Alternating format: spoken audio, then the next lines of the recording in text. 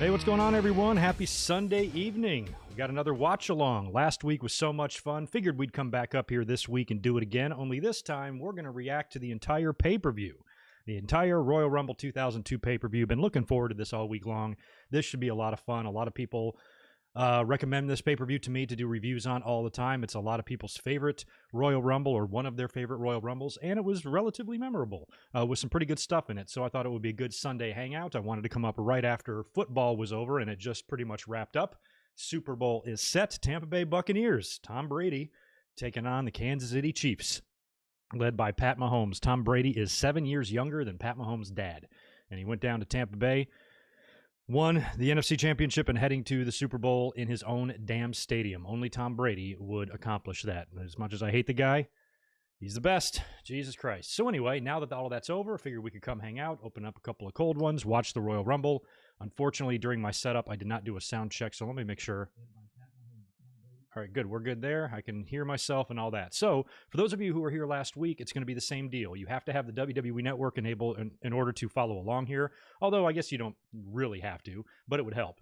That way, you can just follow along with the timer up at the top of the screen there. We'll do a countdown of, 3 once we hit play together here in just a little bit. But I'll hang out and let people get gathered in the chat here, get your WWE Network queued up, and be all ready to go. And like I said, unlike last week where we just reacted to the Royal Rumble match, this time it's the whole pay-per-view. So basically, just go pull it up on the network, watch any ads that might come up, and just be ready for your clock or your timer to be at 0.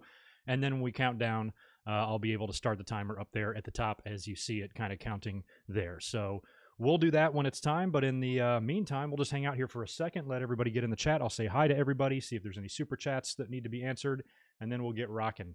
Good to see you, Stone Cold, in here. Thanks for the $5. Hey, good mic work. Missed the podcast because I was moving to a new apartment yesterday, but here for the watch along. Great. Glad you are here. Sorry you missed yesterday, but I know how moving can be. I've done it many times. Congrats on the new place. I hope it's awesome. Good to see you, Reese Jones. Let's get ready to rumble. Yeah, we are. I have not watched this pay-per-view in years. The only matches I know are the Ric Flair and Vince McMahon match, which is pretty hilarious from what I remember. And we've got The Rock and Chris Jericho, and then the Royal Rumble match that has Triple H and Stone Cold and a lot of other people in it. And yeah, it's everyone's favorite, so we're doing it. I don't know, MJM, you're just going to have to wait and see who won.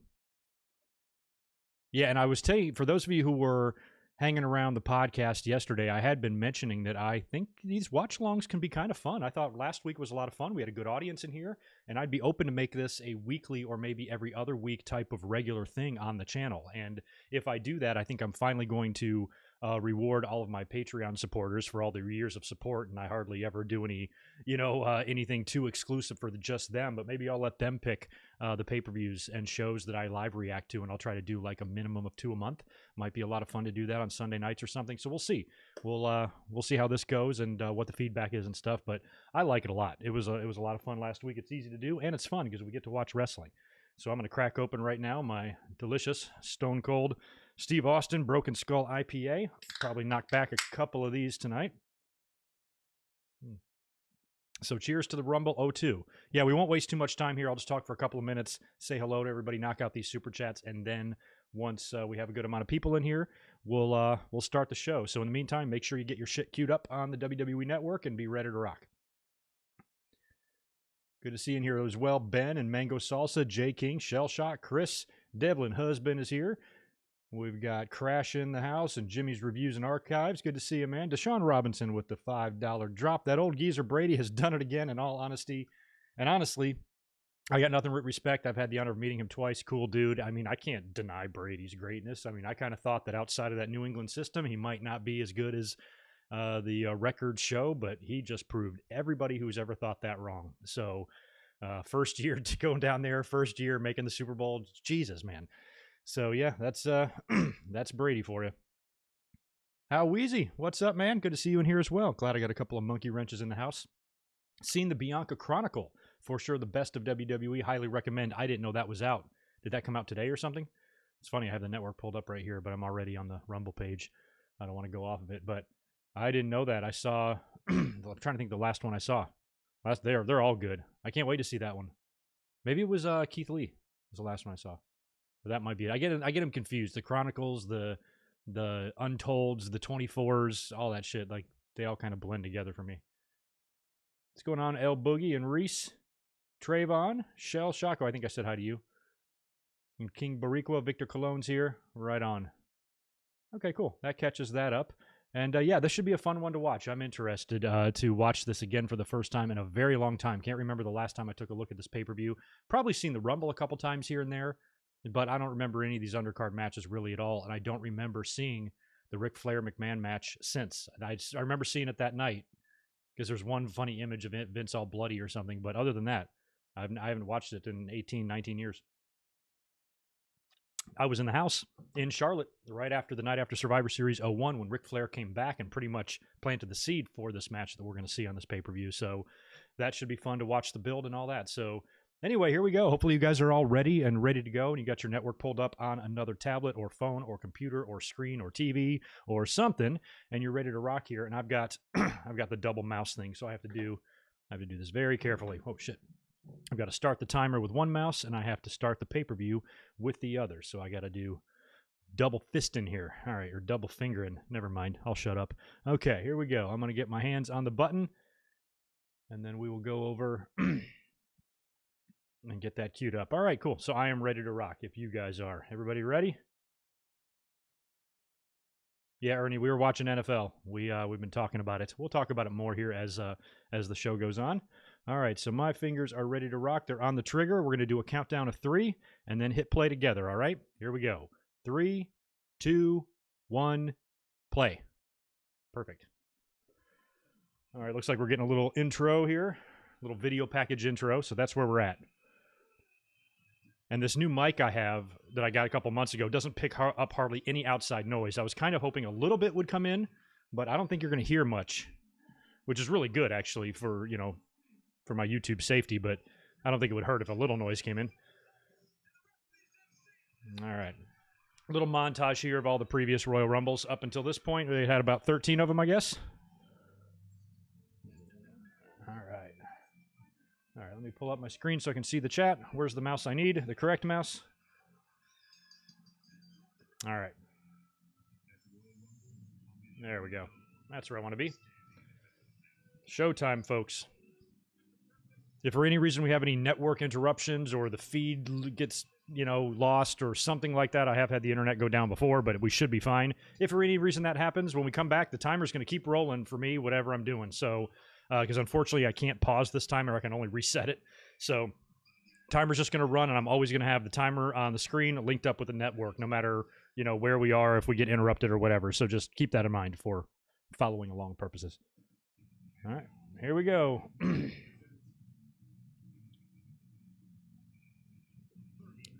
30 men. Was anybody at this show? I don't even know where it was. I might be able to recognize the building. Rumble 02. I completely forgot where this is located. I guess they're about to tell us here in a minute. Jim Ross will tell us.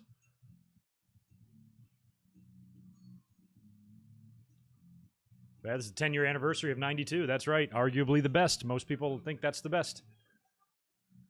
15th Royal Rumble. Oh, Atlanta. All right. Phillips Arena. That's right. Wow. Year after the buyout, right in WCW's backyard. Suck it, bitches.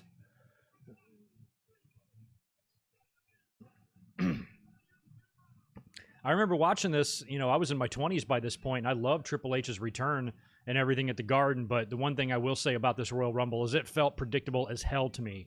I didn't see how it couldn't be anybody other than Triple H winning it. So they went in the very predictable route there. Bringing Triple H back as a babyface.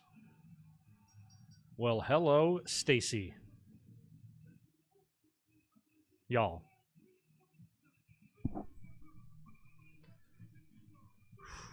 Okay, I'm fine. Everything's fine. We're fine. Everything's fine. Hi, Stacy. Hi, Stacy.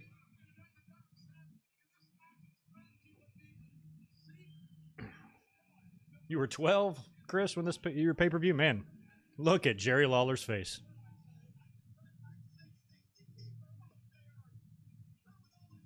Ugh, Lawler.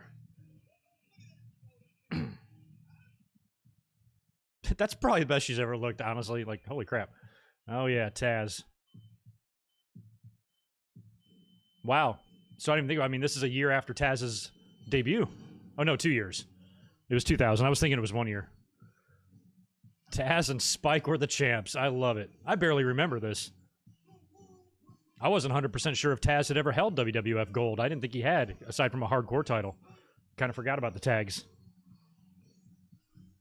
Taz had the most badass music. I loved it. It was one of my favorite themes in WWE at that time.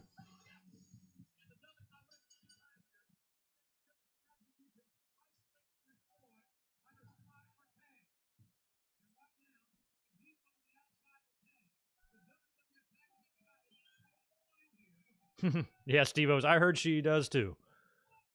That's Taz with 2 T's. That's right. I loved it when our Edge and Christian, during the Attitude Era, they made fun of Dudleys and Hardys. It's like Hardy Boys with a Z. With a Z, because it's edgy. I always hated that. It was always a big pet peeve of mine. I was like, what is with the Z? It's so dumb. Poor Spike. Taking an ass whipping in every promotion. Stacy in a future Women's Rumble? I don't know, man. It's over the top rope now. Not through the middle rope during her day. She could do it.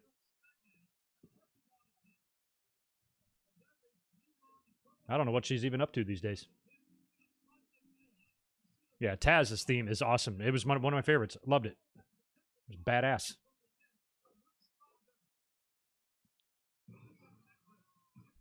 Little Spike Dudley. LSD. And then the acid drop, they didn't call it the acid drop in WWE. They called it the Dudley Dog or something stupid. No, Jerry Lawler. It's just not funny when you talk about it. Pre-match physical. Jesus Christ. I know, he came out there in a neck brace. Who allows you to wrestle in a neck brace? Who's making these decisions?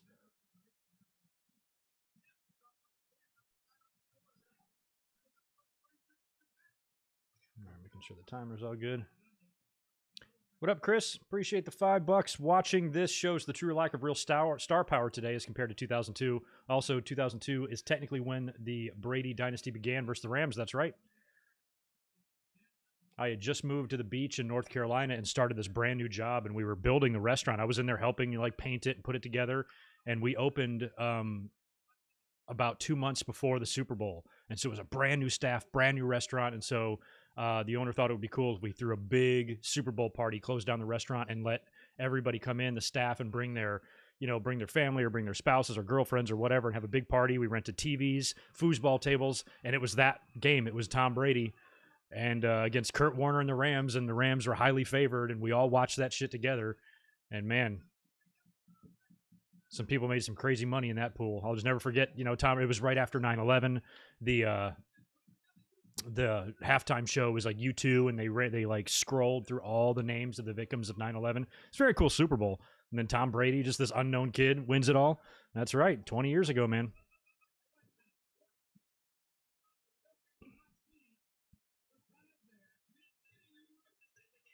I remember, too. I was about to say, this is in Atlanta, so I'm wondering why I didn't go to this, but I think I remember now, because around that time I was super broke, because I had just started working there, and whenever you switch jobs, it's hard, I remember I probably couldn't afford it back then.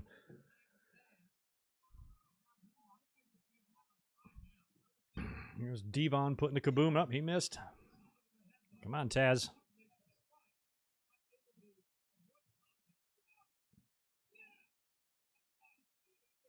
Oh, I barely remember JL Orton's first finish.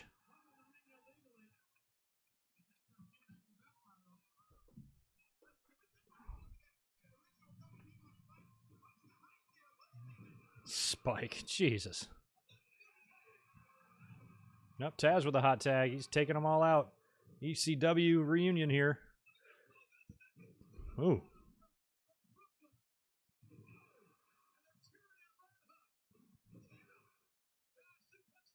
I never liked Taz's, whatever that shit he's wearing. I liked him in the singlet better. I mean, he looks like he's a mechanic at like a Jiffy Lube or something wearing that shit.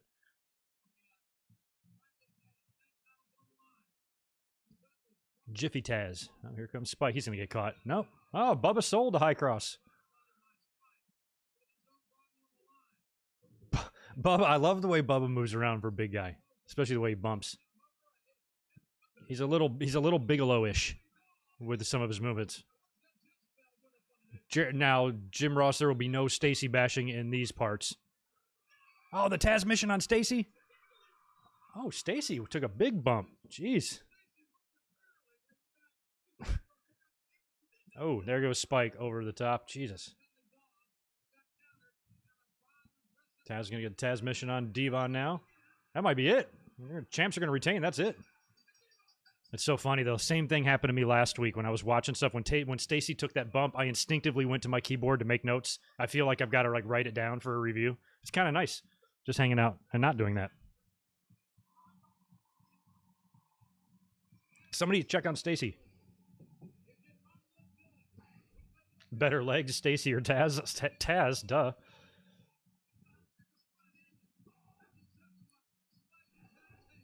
All right, the champs retain. I barely remember the run and how long it lasted. Anybody know? Barry, you'll know. Who'd they cough him up to? And who'd they beat for him, for that matter? I got a replay of last Monday with Regal and his Nux. We got on there RVD, Test, Edge. Oh, Regal knocked out RVD and Edge. Now, Regal would work... Would he work RVD at Mania? Right? 18? So he was IC champ. Would he I guess he would remain champ until Mania, I guess.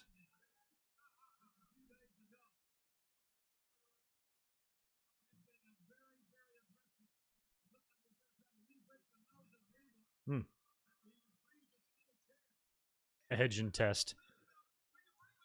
At the show I was at, Survivor Series 2001, they wrestled each other. And I remember Edge in a promo saying, like, we may both have unique first names. I just thought that was funny. Oh, Nick Patrick. Was that Nick that Edge whacked? I couldn't tell. I hope it was.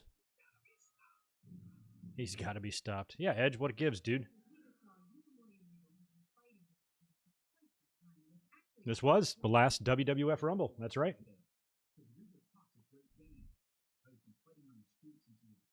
By the way, since we have 3 hours to spend together watching this pay-per-view, can you guys go down right below my face and hit that thumbs up like button for me? Do it.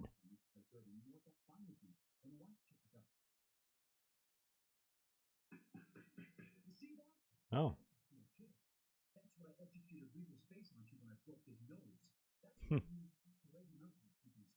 Regal always breaks his nose. It's like his favorite.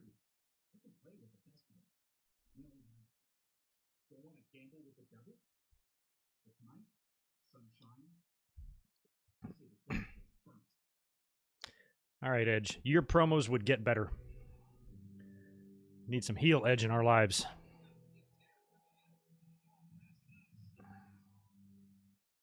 Here comes Regal.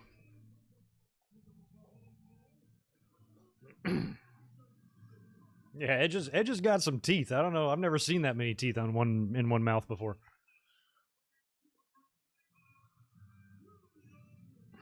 I got the VHS to this, by the way, right there.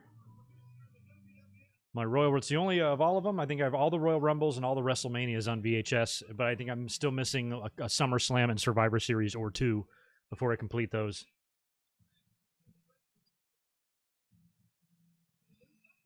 Triple H, who do you face at 18? Jericho. Jericho then teamed up with Stephanie. That was absurd. Didn't the dog get killed or something? That was weird. It reminded me of the one year before with Austin and Rock because they added a lot of shit that it didn't need. You already put Stephanie with Jericho, which was an interesting enough story. But like then when they added the dog dying and all the stuff with the wedding or the divorce and all that crap, that none of that was necessary. It reminded me of like when they stuck Deborah with The Rock for some reason in the middle of the Austin Rock deal. I'm like, you don't need her in there. And they realized that and took her out. Sometimes you don't need to overcomplicate it. I'm like, why you got to kill a dog, you know?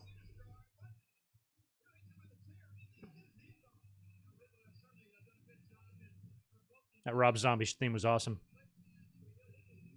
Oh, Regal must win the title here. I was thinking he was champ. Yeah, Regal either wins it here or he wins it on the way to WrestleMania because he was champ, right?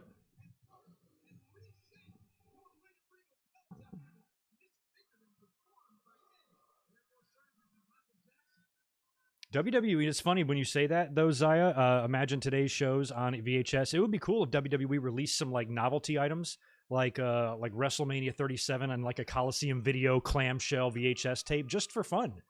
And make sure it's a working tape that plays the show and everything, but it might just be a fun like collectible to have. I love shit like that.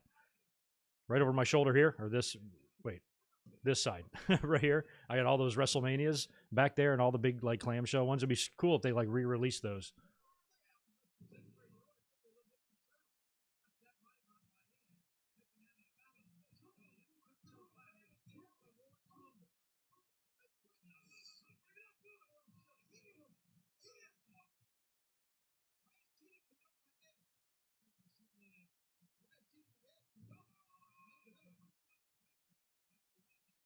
Yeah, I think Edge did miss WrestleMania 18. He would get hurt, right? And then he'd be out for... No, wait, he was still around in 02. When did he get hurt? I guess it was 03 he got hurt, so he'd be around for... No, yeah, Edge worked. He worked Mania 18. He did the shampoo match or something, right? That's what it was, Booker T. Yeah, see, I can remember. Regal sucks, huh?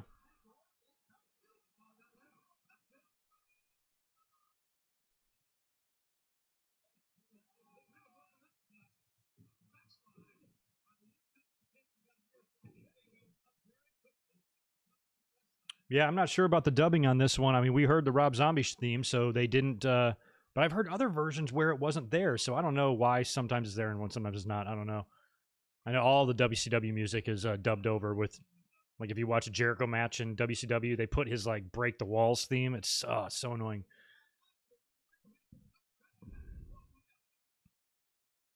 But yeah, I liked the zombie theme for Edge. That was one of my favorites. Yeah, Edge would miss 19. And 20. Yeah, that's right. He came back the night after WrestleMania 20.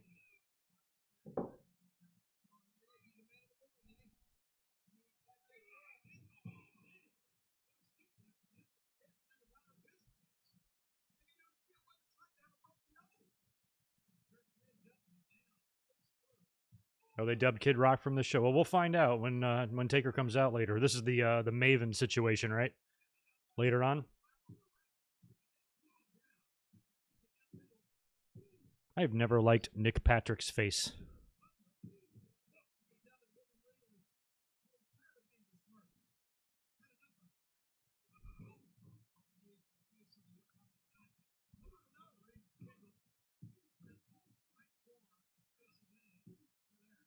I miss these days. Look at that young Edge in there. And look at that still very, very capable Regal.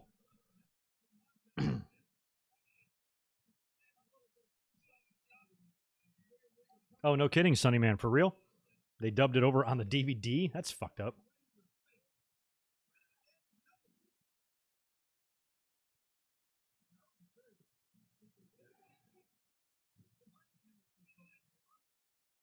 Oh, thanks for the $5 there, Michael Kumo. Outside of the 40-man Rumble, possibly. I think this is the longest Rumble in terms of time.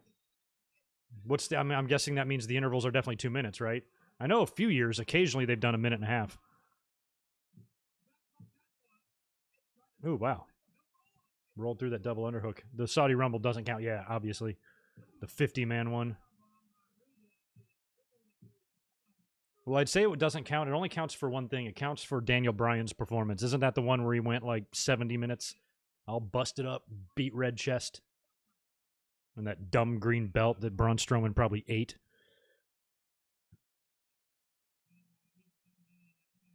Nick Patrick looks like a cranky postman. Those guys are the worst. Actually, I've never really met one. Every postman that I've ever had at like various places I've lived has always been like super friendly and nice. They're not all Newman. Some are good.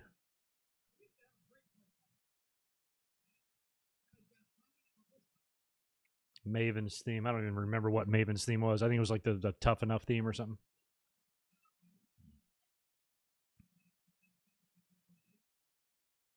What is he trying to do? Is he going to try to... No way. They're on the apron here. Edge is going to... Oh. I thought he was going to go off the apron to the floor. I'm like, no way. That would kill Regal. That was still a sick bump on the apron, though.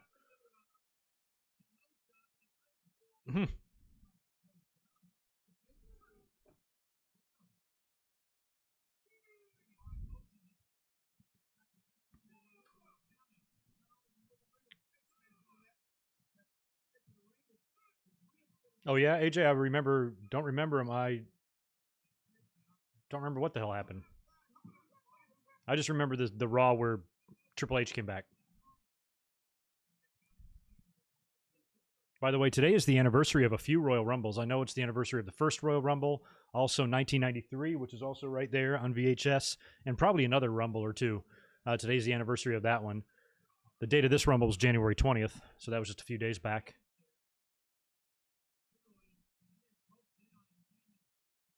I'll do some watch-alongs for February, too. I might not, I don't know if, there's not really that many great no way outs to react to, so I might just do some random pay-per-views in February. I'll take some Patreon suggestions. I'll put a post up over there and get a couple ideas for February. But then as we get closer to WrestleMania, we'll do some Mania watch-alongs. We'll do some, we'll take votes and see which ones to do. We'll try to do like 3 of them or something. Might be fun. Maybe one from each decade or something. One from the first 10 WrestleManias, another one from the second 10, another one from the third 10 or something. I don't know. Something like that. Because I don't want to do a watch along of anything older than like WrestleMania 25, really. I want to try to keep it in there. I'm not interested really in the last 10 watching those again. Dude, there is a dude in the like 4 or 5 rows back that looks like he has like unnatural sized arms. Jesus. All right, both men are down, middle center of the ring. I don't know what the time on this match is. I feel like we're over 10 minutes easily.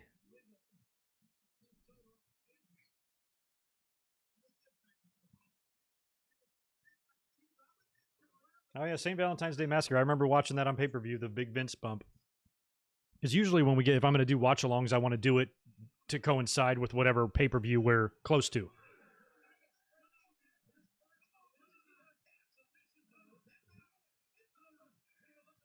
He's got the STF on Edge.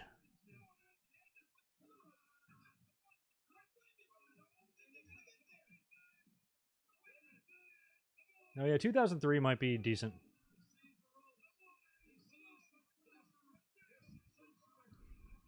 Is Sanctuary.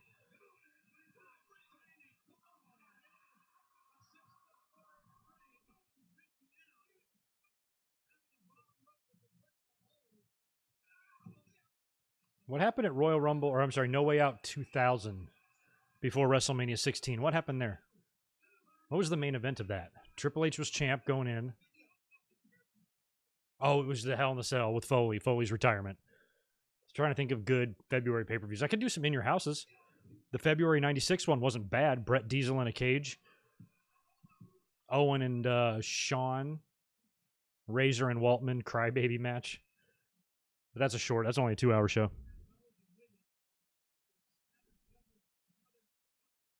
Scattered, smothered, and chunked. Waffle House shout out.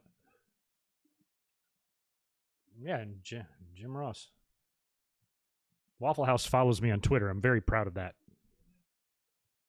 I had me a lot of dinners at Waffle House. Edge is on top. Oh, spinning heel from the top by Edge. Holy crap. No, Regal's going for the knucks. Man, I would hate... Like, I hate when they do a spot where he drops the knucks and the other guy has to use them. I'm like, dude, that thing was on your balls the whole match. Your sweaty balls, and now I'm going to put my fingers through it. Ah, bleh. No thanks. Got a ref bump there. Patrick's down. Regal still got the knucks, but he didn't get a chance to use them.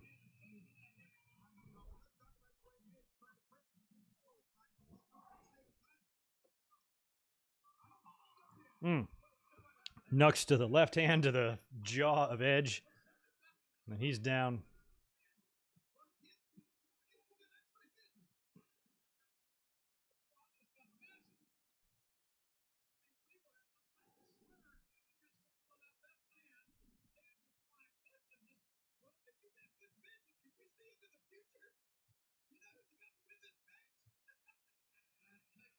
Yeah, that would the 04 would be good too when Eddie won the title.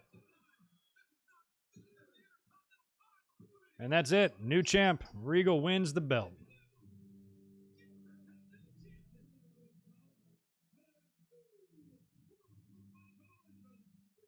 I figured it out one time. I can't remember now, but I think I've seen like 5 Intercontinental title changes in person. Maybe 6. Something like that.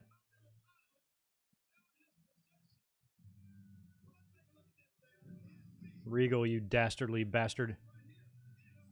What would happen at 18? RVD would beat him for it, right?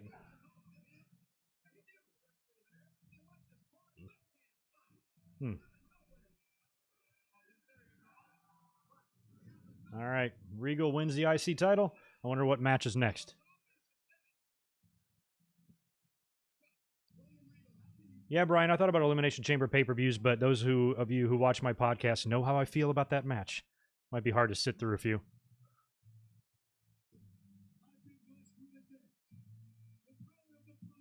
Look at Cole. What a dork. Will you please smack him, William Regal? Fucking frosted tips. Get out of here. Ha!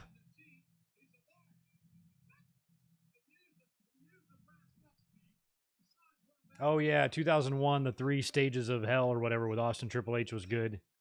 And Rock and Angle. Yeah, there's some decent ones in February. February pay-per-views just never do anything for me, ever. I'm just ready for Mania. Hey, JJ Leg, what's going on? In St. Cole. Yeah. He's the lost Backstreet Boy. How many is there? 5 or 6? He's the 6th Backstreet Boy.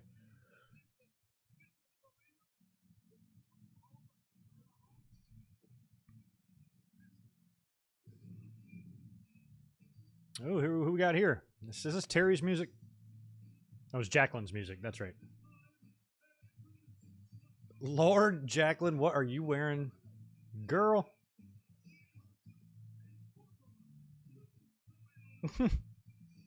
All right, so she's reffing a ladies match here, obviously, but I don't know.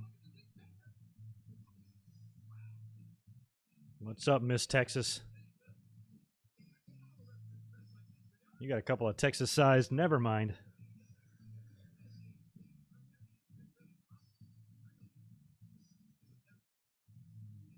Women's Championship. I don't even know who this is. I have no idea the card. I'm watching this blind. I didn't even read the card before we started. All right, so it's Jazz. I was in the building for her debut in Greensboro. She's in Impact right now, isn't she? Isn't she still working? Is she still married? Well, probably not. She was married or at least with Rodney Mack, right? Are they still? She reffed on Heat for a little bit? I didn't even know that. And she wore that every time? Yeah, the Divas matches were never very long back in the day.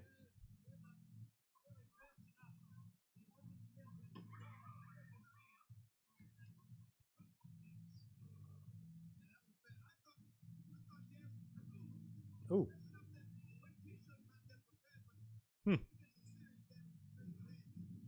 Supposed to be Jazz and Trish, I guess. Still married, huh? Thank you for that, Sonny man. Holy cow. Good for them. Yeah, she was bald when I saw her in Impact. She was doing something there. Or maybe it was NWA. I forgot where I saw her. She's active.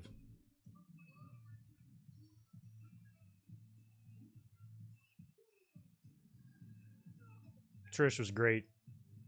She was always my favorite, even when the new crop came around and the women got so good. And then I even questioned myself. I'm like, Trish just, to me, impressed me because she came in kind of as a model, as a Tori Wilson type, but turned out to be a really good wrestler and was really good. But then again, she was a good wrestler during a time when there weren't very many good female wrestlers and the women's division wasn't as strong. But when she came back and she took on Charlotte at SummerSlam, then I was like, oh yeah, she was every bit as good as I thought. Trish is a pro. Trish, get your jacket off. That's got to be so frustrating. That's so funny. Trish, very, very purple. She took a good backdrop there. Jazz is super strong, so. Did Jazz and Jacqueline ever have any matches? That would actually be pretty good because they're both just super, stupid strong. Oh, Jerry Lawler.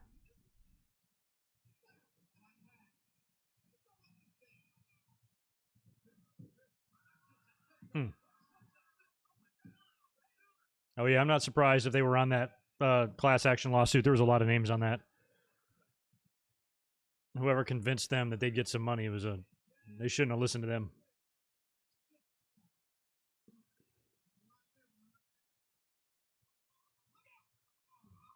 Jerry Lawler goes, there's a line there, but I'm not going to touch it. What has ever held you back, Lawler?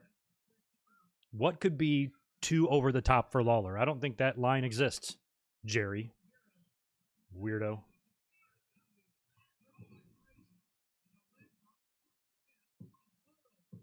Yeah, not doing Lita and Trish at Mania. They should have.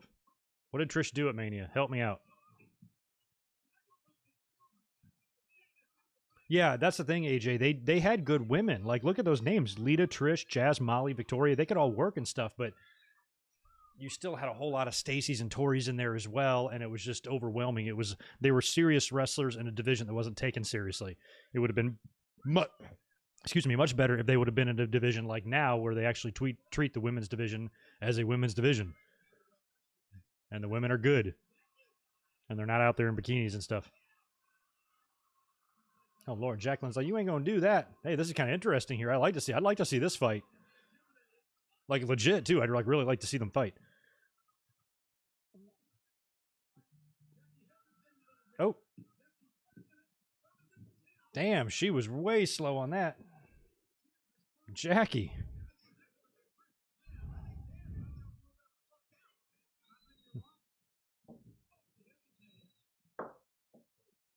Oh, yeah. How easy. Appreciate the $2. Dream matches Bianca versus Jazz or Beth Phoenix. I like to see Bianca and Beth Phoenix more than Bianca and Jazz, I think. Bianca and Beth would be awesome.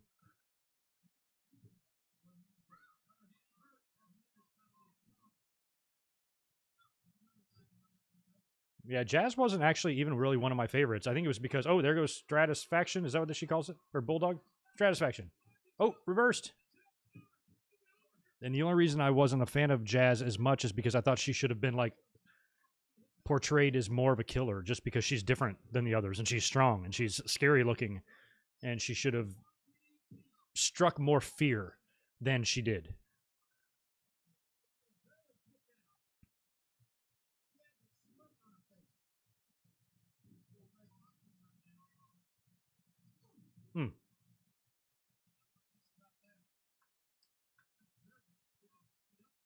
Come on, Trish. I'm assuming Trish wins this, but I don't know.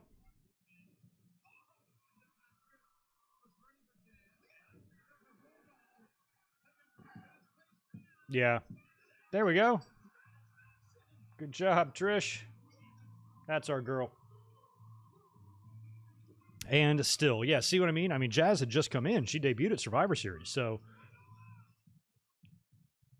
But back then, you didn't book the women's wrestling like you would maybe now, where you'd maybe build Jazz or have her go on a run or something like that. It wasn't structured out like that because all the matches were 2 minutes every week and, you know, filtered in or sprinkled in with the pillow fights and the bikini contest. It just wasn't.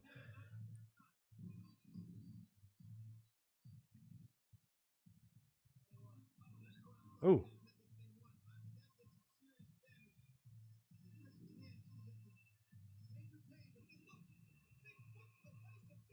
Ivory was good too. I liked Ivory.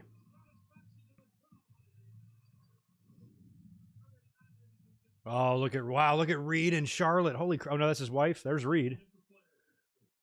Holy crap. That's the other daughter. I thought it was his wife. But there's no Ashley. Where is she? Oh, so that match is next night. Street fight. McMahon and Ric Flair.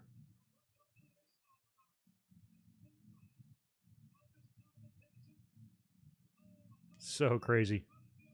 I wouldn't have thought that 10 months earlier when we had the last Nitro and Flair was wrestling Sting in a t-shirt that, you know, just a few months later he'd be in the ring with Vince McMahon on a WWE or WWF pay-per-view. Oh, there I was there for that. We knew he was there. Everybody in Charlotte Night knew he was coming out. Everyone did. Oh, that's Conrad's wife. Okay, yeah. I wasn't sure if there was a third one.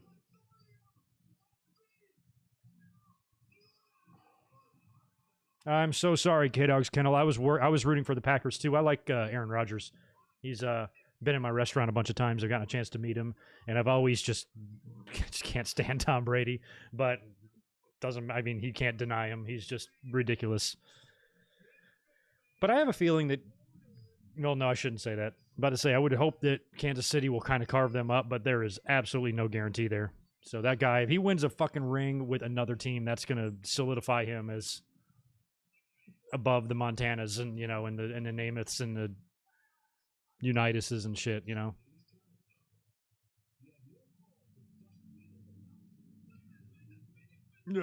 I love the way Vince falls. He takes a bump like a floppy dish rag.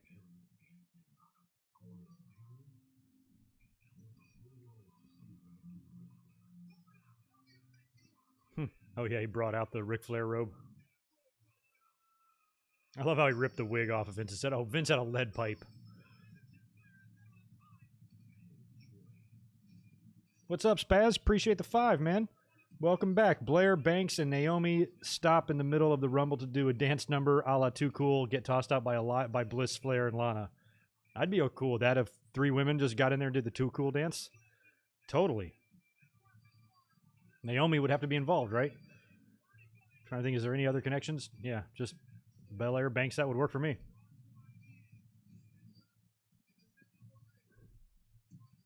They should do that.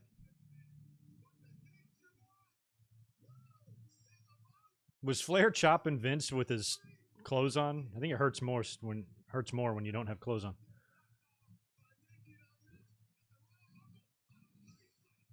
Flair has always been 80. Yeah, he seems like it. Yeah, they loved bringing out the lead pipes back then, didn't they? Gold standard. Yeah, the only thing I remember about this match, I think, is like the next night on Raw, Flair came out and was like making fun of Vince, and they put some picture up on the Tron of like Vince with some crazy look on his face with a bunch of blood all over him. I think they both blade in this, I think. I just remember that.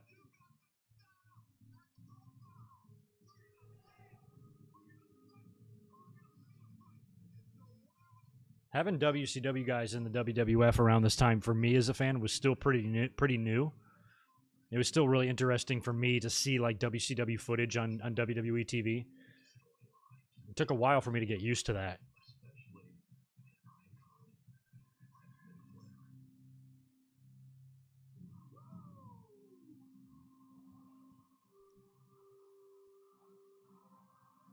Here comes Flair. First match in WWE, 10 years after the night that he won the Rumble. It actually, I'm happy that the Vince Flair match went off because I'm pretty sure this was pretty entertaining. But it would have been cool if Flair was in the Rumble at this one. He looks good still back then. That was 20 years ago. How old's Flair now? 141, so he would have been in his early 120s around this time.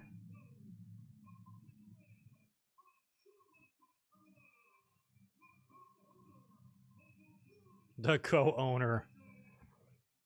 I hated when they did co-owner shit. It was just always so dumb. Like, every time they've done that. Even when Austin was, like, the co-GM or something, or co-owner, when Stephanie and Linda gave it to him, that was kind of weird. And then, like, that time that Triple H had to fire him and, like, ugh. Yeah, Flair wrestling on a pay-per-view in Atlanta. How cool is this? Can't be a better city for this match to happen for Flair, actually. Well, maybe Charlotte, but...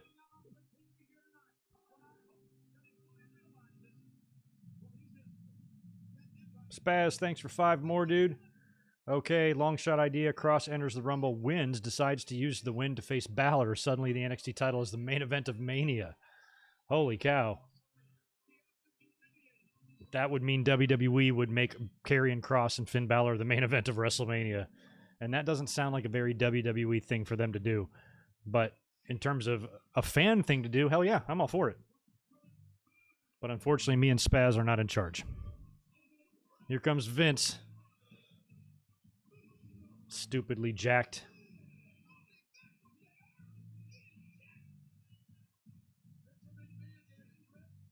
He is ridiculous, man. Jesus.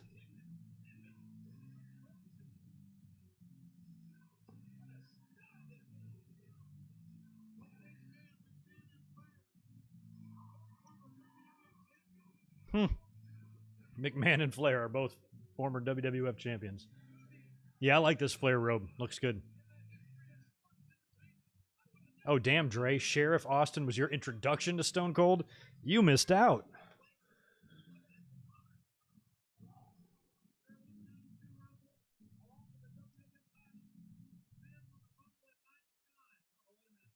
Yeah, 2 Rumble winners, 2 former champions. Look, even Kyoto's got the frosted hair. What is going on? Why do you guys do that?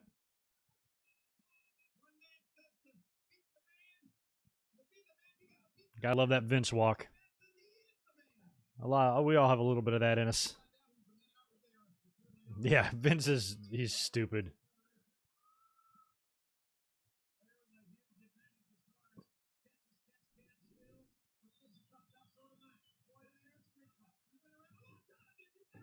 Damn, Flair selling the power advantage by Vince.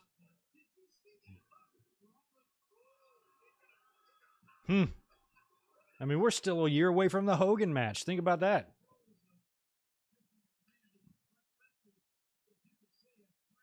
Vince worked with Flair in 02, Hogan with 03, in 03, Shawn in 06.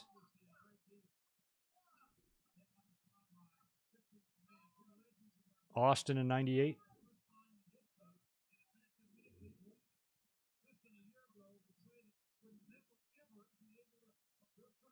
Yeah, he aged in dog years after 02. Yeah, he still had it. Like, look at that bump, that shoulder tackle that Vince just gave him. Flair bumped hard. He could still do it. I mean, shit, back then, Flair was only late 40s, early 50s.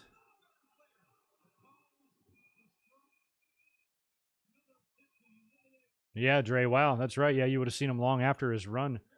I wish you could have gotten in, like, when the most fun, I think, was like when Austin started to bubble. Like, before it exploded, like late 96, mid to late 96, early 97.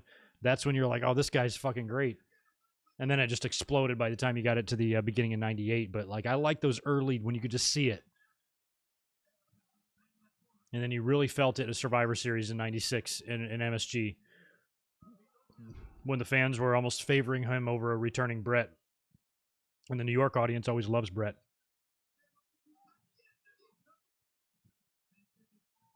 It's just so crazy with Vince because everything that he does looks like shit, but his matches are great. How do you explain that? How do you explain that to, in a wrestling coach terms? Why that every single movement he makes, every punch, every kick, every sell, every bump looks like, oh my God. But yet his matches are so entertaining. Oh, here we go. He's about to get it now. Ugh. Look at his face. He has no idea how to sell those at all, but he's doing a good job. He's doing it his own way. Look at him. He's going, ah! Imagine a wrestler doing that. Oh, now he's fine. He doesn't seem to be hurting anymore.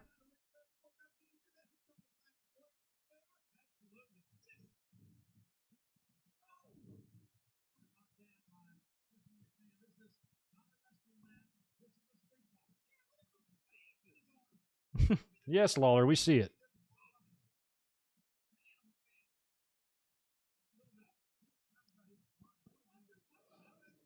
Hey, Adam, what's going on? Devlin, you'll be right back. Well, you better fucking hurry up, man. You were born in mid-96. Damn.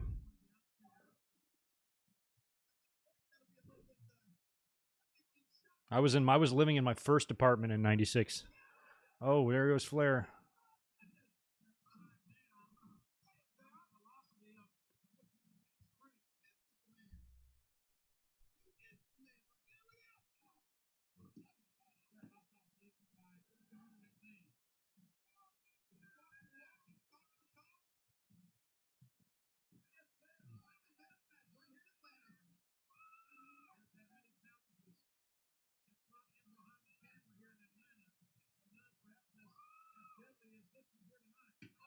Oh, what was that? Jesus, keep off. Step off. I guess it looks like just a... Damn it, I was about to say it's probably just like the cookie sheet material, like that tinfoil, but it's make a pretty sickening sound.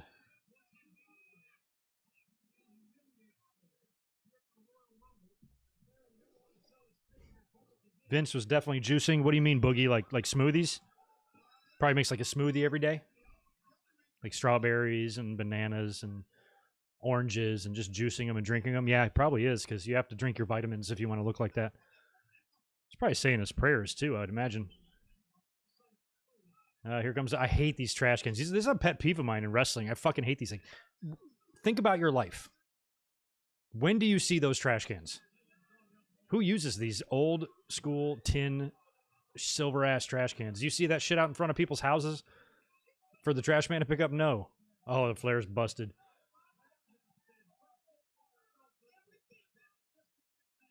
Like, even in big industrial places, the shit are like they're Rubbermaid. Even in my restaurant, we have big trash cans like that, but they're rubber. It's not the 1970s. No, Flair. I can see, like, the pre-match discussion. Hey, do you mind blading tonight? Flair's like, oh, please, God, yes. Let me. I don't feel like I'm myself.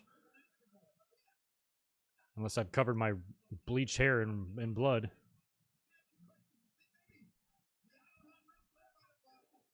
It's kind of ironic that Vince fined Flair for blading at WrestleMania 8.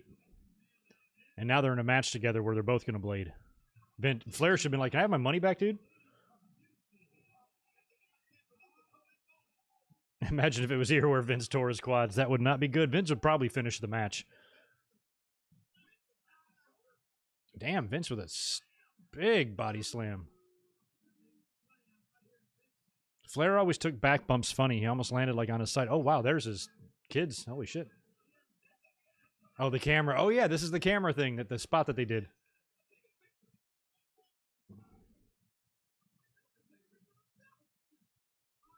There's no way Vince knows how to use this.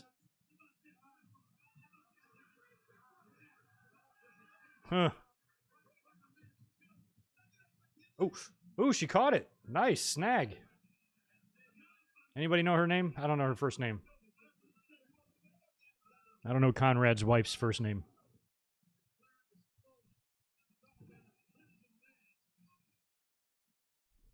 Why'd he find Flair, not Brett?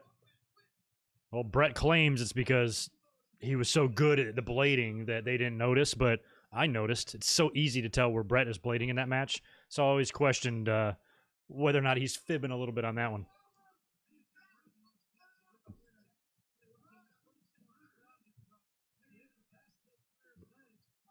But there's a spot where Roddy's like trying to trick Brett into tying his shoes, and Brett like leans over to tie his boots, and then Roddy catches him with a short punch, and Brett immediately crumples down, and you see his hands are just right over his head. And then when he comes back up, he's like covered in blood, and Brett's like, they didn't know I did it. And I'm like, fucking any idiot with two eyes could see you did it. So I think he's lying about that one, even though Brett's my man.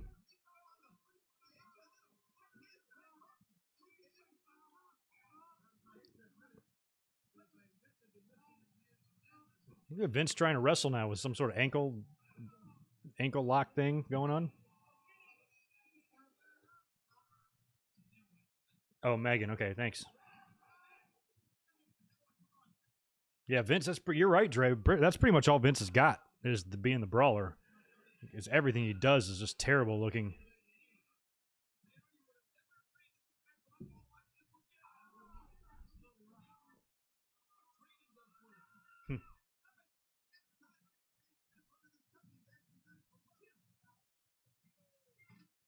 Flair, don't help him. Vince is trying to pull crotch Flair on the ring post here. Or wow, look at Vince working the legs. That's Flair's gimmick. Yeah, Vince is just whipping Flair's ass right now. Right on, Julio. I'm glad I can be here for that.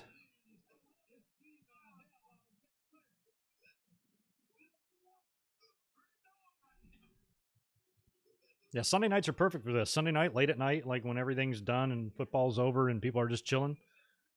Let's watch some wrestling. Not even a government mule.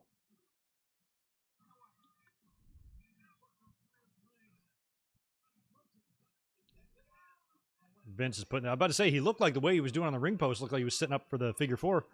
And now he's putting it on Flair. Yeah, that would... You don't want to submit to Vince McMahon in the figure goddamn four.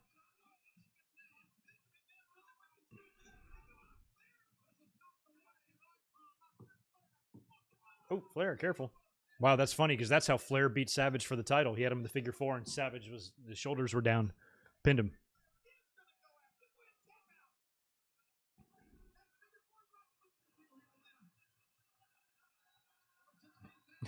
Reese, based on his overcompensation and his commentary, I'd probably say yeah. Ooh.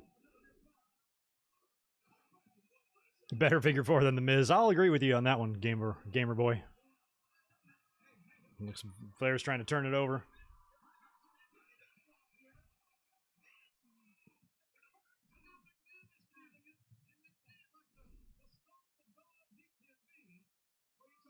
Vince, who wears black jeans?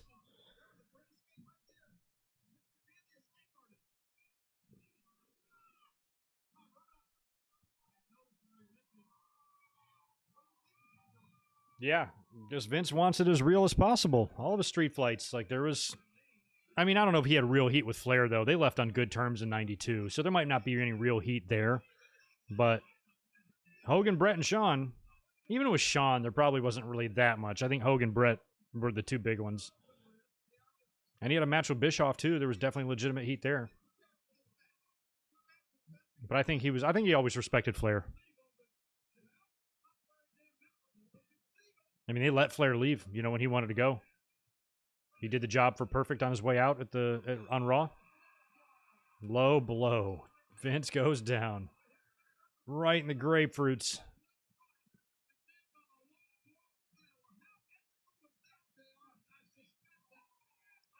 Well, based on all the juice he's on, hopefully they're only about tangerines, so maybe that didn't hurt quite as bad. Bear, I wear black jeans. Well, you need to stop. How can you wear jeans in Hawaii, bro? I'd be so hot in those things. I'd be in shorts for the rest of my life if I lived where you lived.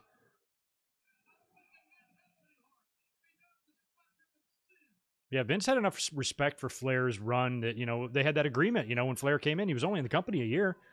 And Vince is like, if you ever want to go back, I'll let you go back. So he did. It was weird, too. I think they had to... Oh, shit, he's got the monitor. This probably was where Vince is going to blade right here. Oh, for sure.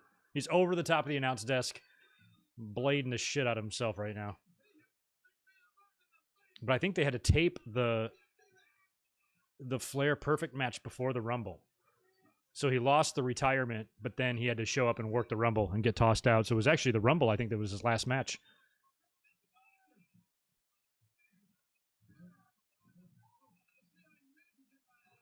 Those old, big-ass silver monitors, man. Now they just use little tablets. It's much easier to clean off the table now. You don't have to move all that shit out of the way. Oh, God, Vince. Getting opened up now.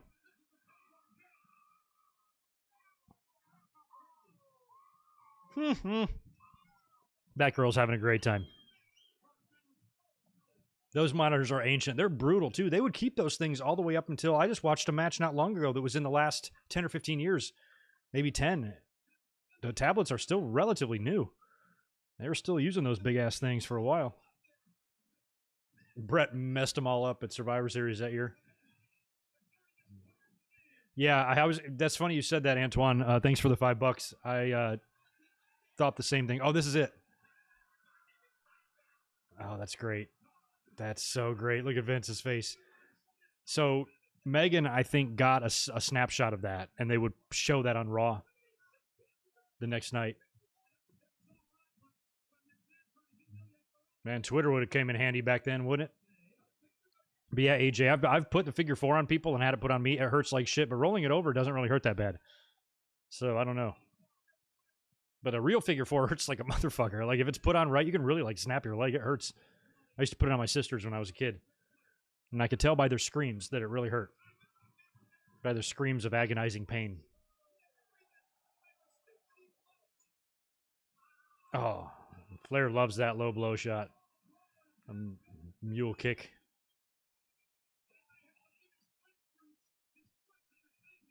Yeah, it's supposed to reverse the pressure, but if you do it in real life, it doesn't really hurt.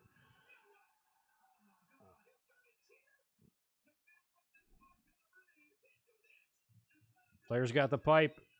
Oh, Vince. It's a good thing that thing's made up of rolled up newspapers. Fractured skull, yeah. I mean, if that's a real lead pipe, there's definitely some skull fracturing happening there. Here comes the figure 4, Flair dancing around. I don't even know how this ends. Is this the finish? Is this it? And Vince just submits? It's in the middle of the ring. How's Vince going to get out of this?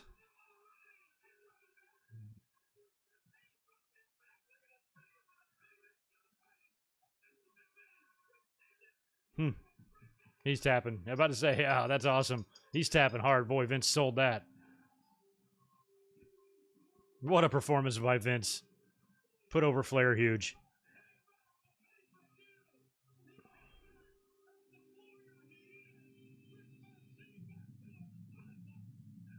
Yeah, sharpshooter hurts like a motherfucker. I was good at putting the sharpshooter on both my sisters. They tapped out so hard and so quick. I was champion of my house. Nobody could take the belt off me.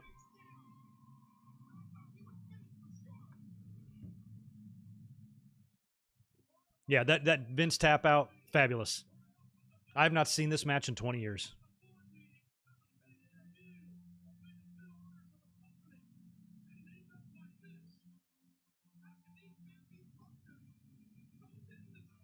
Co-business owners.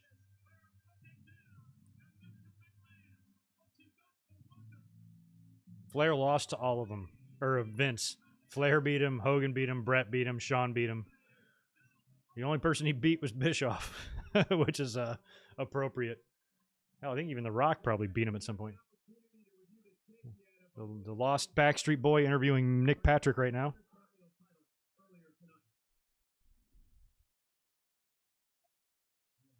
Hi, Stephanie.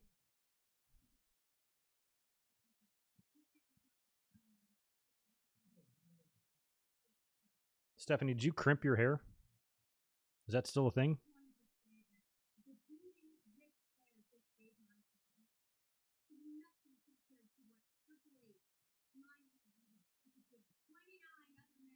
Oh, that's right. Stephanie and Triple H hadn't quite done the split yet.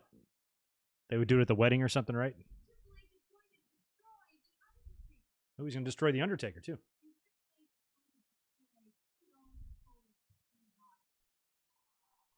Stephanie was so hot. She's fun. Oh, Vince had 2 matches against John Cena? Here comes Austin. Look out. I don't remember anything about this, Gamer Boy. What? God, Austin was only 2 months back of being a babyface by this point. Hi, Dad.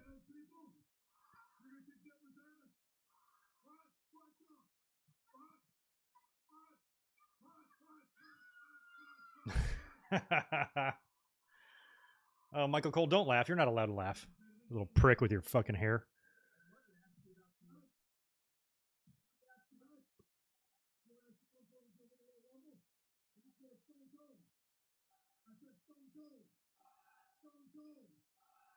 I hated that what chant, but it's fun when Stone Cold does it. 29 pieces of trash.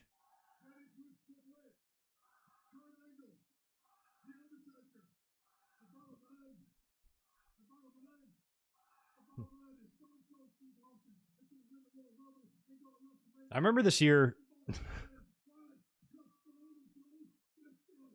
That's hysterical.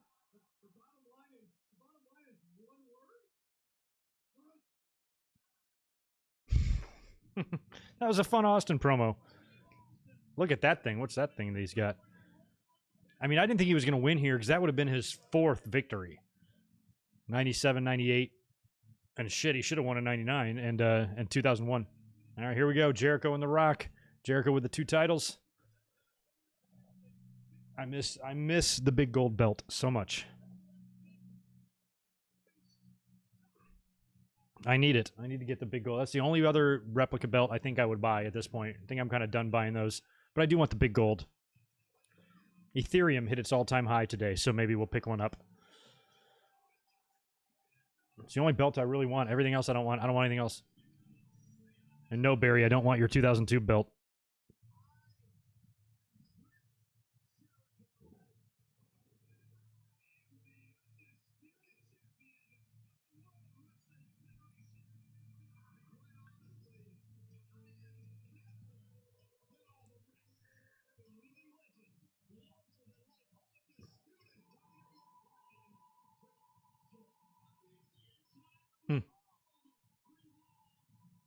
Yeah, a lot of people, this wasn't my favorite belt either. To me, nothing touched the Winged Eagle. I didn't hate the big blue. I don't know what they call it. Is it called the Big Eagle or the Blue Eagle or what's that version called?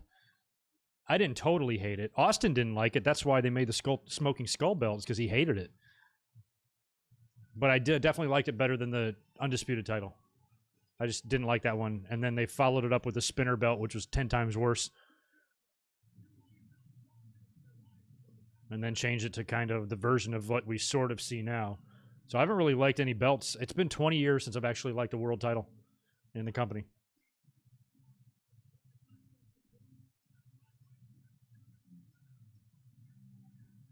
A Rock.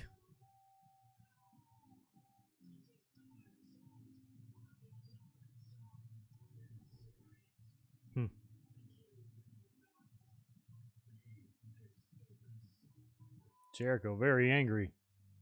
I had a feeling he'd retain here. I didn't think they would make Jericho the first ever undisputed champion and then have him drop it a month later. They just would have made The Rock the undisputed champion first. It would have been a weird accolade to give to Chris for a month. So I figured he'd go into Mania. But I didn't see, at this point, we had no idea about the Rock-Hogan match. I don't remember anything about this either. I don't know how it ends. I don't know how Jericho obviously retains here, but I don't remember how he pulls it off. I'm sure he cheats, or it's a DQ or something. We'll see. I'm guessing this is the last match before the Royal Rumble. Here comes a Rock, looking less jacked than he is now, actually, at age 50.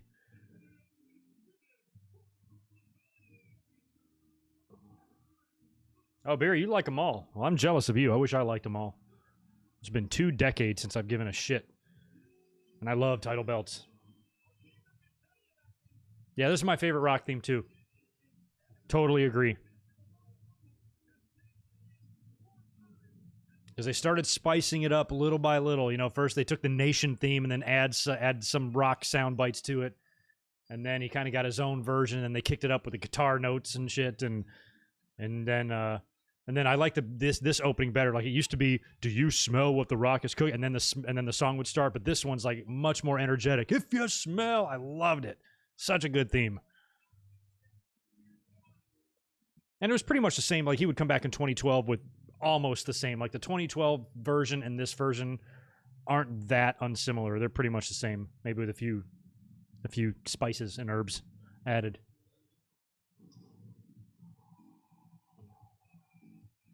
The big cookie, or the big eagle. I like the big cookie. It does look like a big cookie. Thanks for that, Michael. Appreciate the $5. I didn't realize that. The Rock won the title from beating Vince at King of the Ring in 2000? What? King of the Ring 2000? I don't even remember that. Was it a one-on-one match? Why don't I remember King of the Ring 2000? I remember Edge won the King of the Ring. Or no, that was the next year. Who won in 2000? I don't remember who the fuck won in 2000. Think, Greg. Who won in 2000? Angle won in 2000. He wrestled Shane, but I don't remember anything about a Vince and Rock match. What the fuck? My memory is just going. I was at King of the Ring 99. Right behind me. Right there where my thumb is. That's a King of the Ring in 1999 chair. For those who are new to the channel.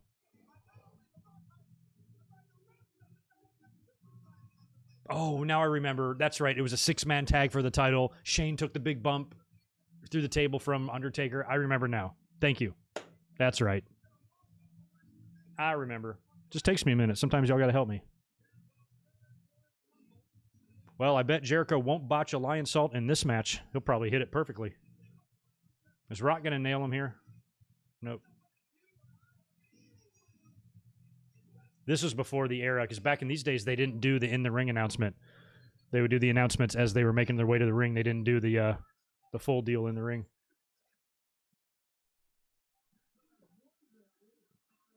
Earl's like, give me those belts, man.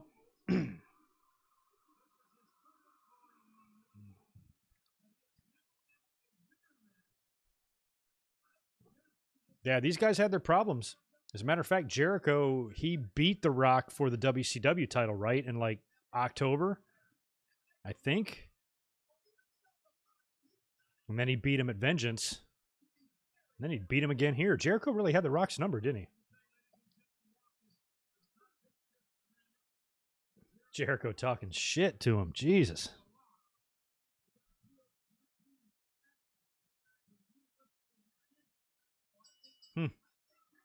Oh, no. You don't do that to The Rock. Yeah. Well, that's nature's just way of telling The Rock that he can't be absolutely perfect. Plus, Rock looks really good bald.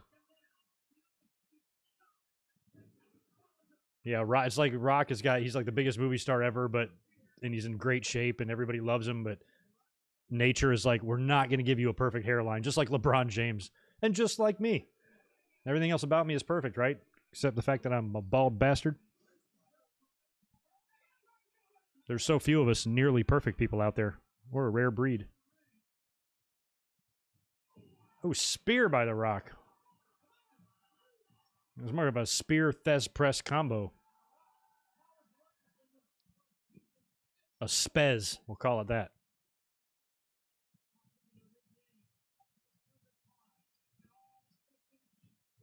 Yeah, Rock's got a lot of energy. Sometimes it can be too much. And shit looks clunky.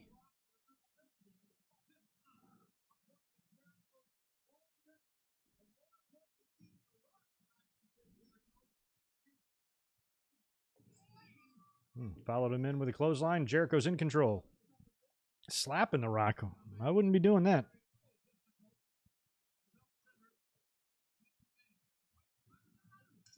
Ooh.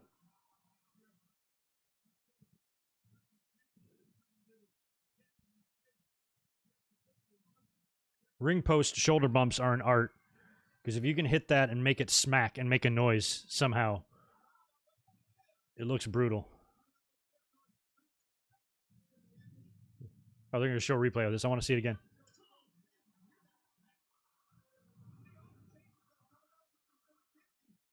You love how bouncy his movements were. He was very bouncy. He had a hilarious Stone Cold Stunner cell. He would flop all around like a fish.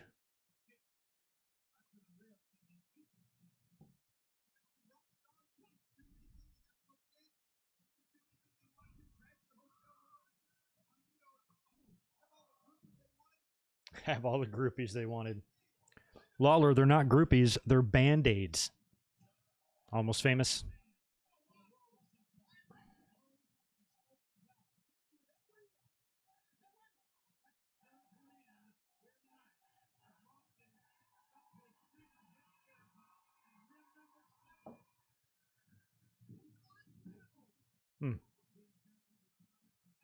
Spinning heel by Jericho that caught the forearms of The Rock.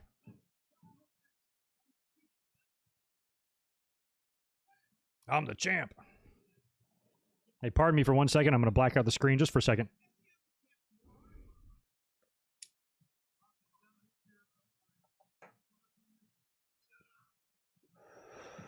Don't tell anyone.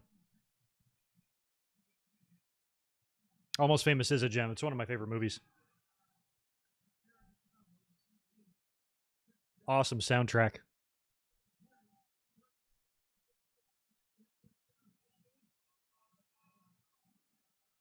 Jericho's going after the turnbuckle pad here.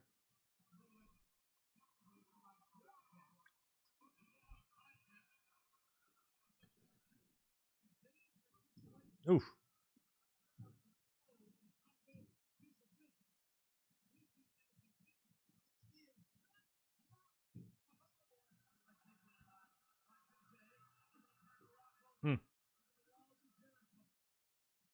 Trying to get the walls. Roll through by The Rock. Counters Jericho. Ooh, Jericho with that was almost like a half Judas effect to The Rock. It was just a back elbow, but it was a little Judasy.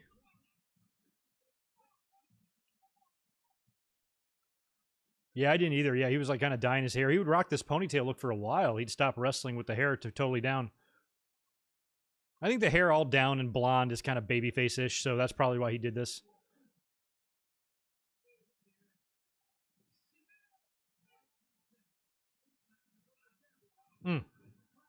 Gave him just a little bit more of an edge being this way, I think. That's why he did it. I always loved that The Rock's boots had a hole cut out to where his calves could stick out because they're so big.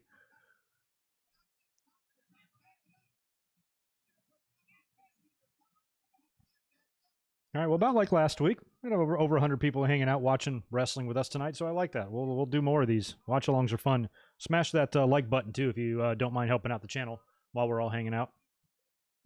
I might have to go fetch another cold brewski in a minute. This IPA is... The Stone Cold beer is done. I didn't have any other ones cold in there, so I put a couple in the fridge when we started, but they're probably not cold yet, so I might have to grab a different beer. But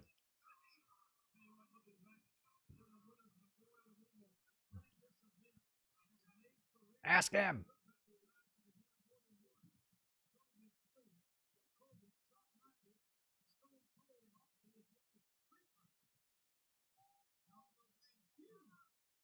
Yeah, we recently did a review, too, on the channel, if you guys want to watch it. Royal Rumble 1995.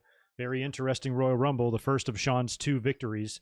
And it was the last Royal Rumble, actually. 95 was the last Rumble that didn't have theme music. In 96, they would start that.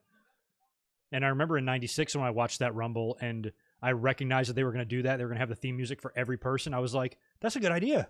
That's a really good idea. It'll help with the crowd knowing who the hell's coming out there. Sometimes they can't see or they're focused on something else or you can't tell. And I thought that was like a really good idea. But 95 was the final year of that. And I'm pretty sure that's Timothy Wells' fault. You have to find out why Timothy Well might be the reason why WWE started using theme music. You're going to have to watch my review to find out. But it could be his fault. Along with Owen Hart. 95, what a bad year. It was a terrible year. I have fond memories of it, though.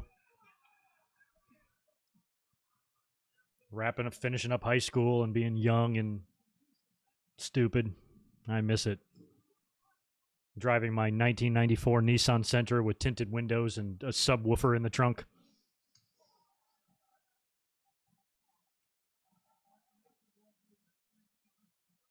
Blasting Dre's The Chronic album through the streets of North Kakalaki.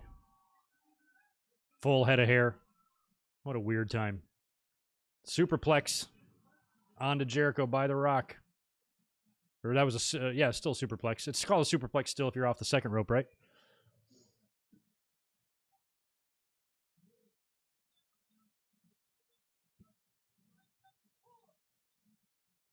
Hmm. 95 was one of the 2 years that made you stop watching. I don't know. I think I was just too stupid to stop. Like, I knew it was bad because I remembered much better times. But I just still watched because Brett was on top then. I loved Brett. So, I mean, without Brett, I might not. It might have been hard for him to keep me in it. Because I was just a huge fangirl of his back in those days. Like 90 through 97. Just huge Brett fan. Damn. Loved Rock's right hands. Perfectly timed knee slap. Scott Hall had the same deal. Same punch.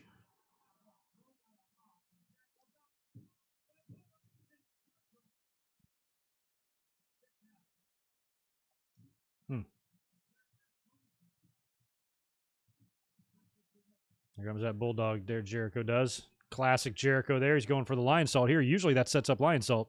Yeah, he's going for it. Yep. Oh, look at that. Oh, my God. That's perfect, Jericho. You've redeemed yourself from last Wednesday. I'm not sure if I've seen many more perfect lion salts than that. That was about as perfect as they come. He's going for a second one. Equally as perfect. Oh, Jericho was in his prime in these days, man. Yeah, I agree, Norab. Mantar was awesome. WWE really missed an opportunity with him. For Mantar to have never wrestled in a main event of WrestleMania is a crime. WWE should be ashamed of themselves.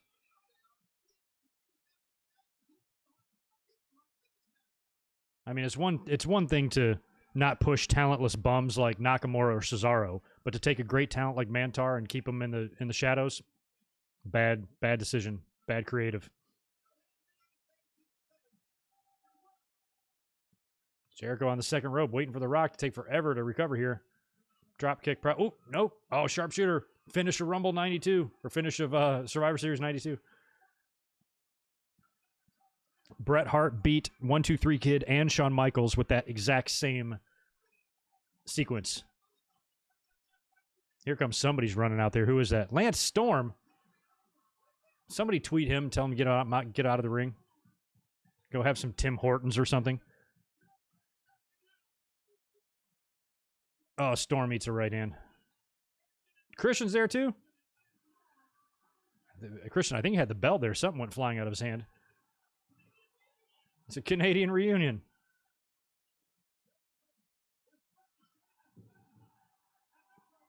Rock bottom. He's not going to beat him with that again. Didn't you say he beat him with the rock bottom at No Mercy? No.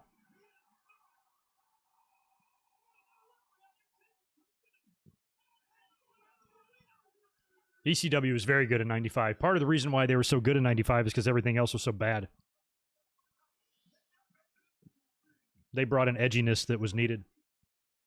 And you knew it too. WWE worked a handful of shows in the Pennsylvania and Philly area in like 95 and 96, and those fans were there, man, making noise. King of the Ring 95. Mind Games. Couple of Hershey Monday Night Raws.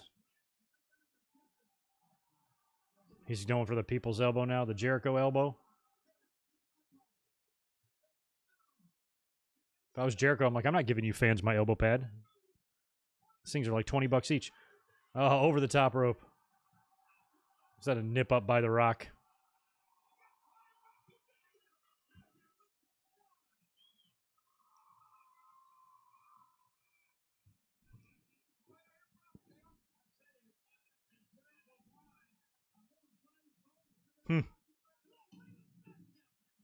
All right, well, Rock has fought off Lance Storm and Christian.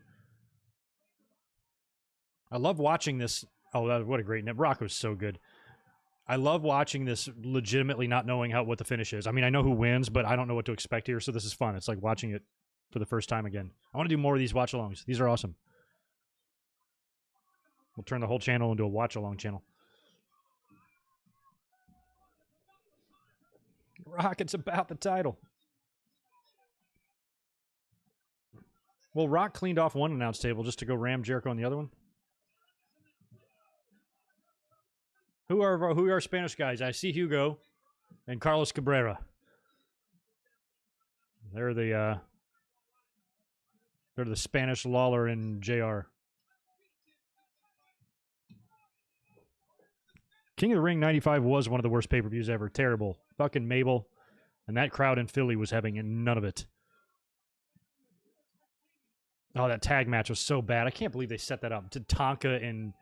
What was it? Diesel and Bam Bam? Or Diesel and Bam Bam against Tatanka and Sid? Yeah, Tatanka and Sid.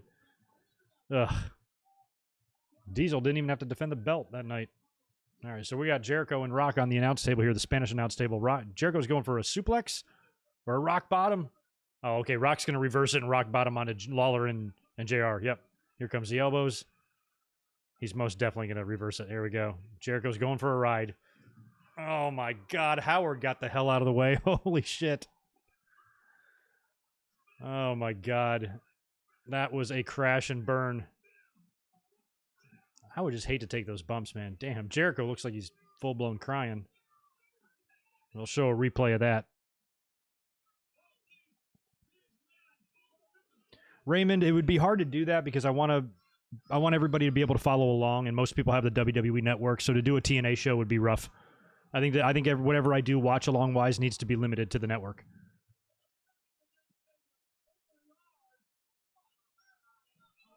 Yeah, Bret and Lawler kiss my foot. I didn't even like that one, even though Bret won. I was annoyed that Bret was feuding with Lawler and not in the title hunt. And not in the King of the Ring. They should have put Bret in the King of the Ring, have him win it. Bret Diesel, SummerSlam. Wouldn't that have been better than Bret and Mabel, or Diesel and Mabel?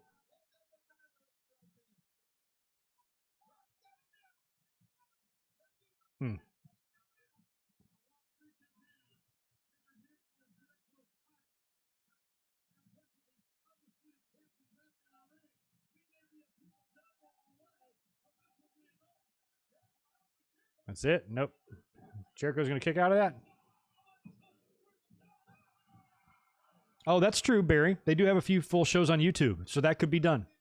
As long as it's on YouTube or it's something that I know most people can access. Because most people have the network, I think.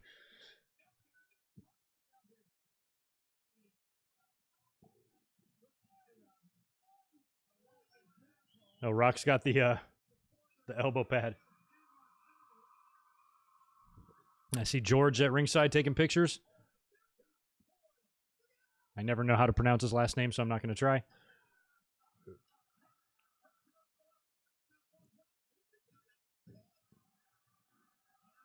Going for the walls of Jericho again on the Rock. He's got it this time. Oh, he's got it locked in. Good. I mean, I know Rock doesn't tap out, so.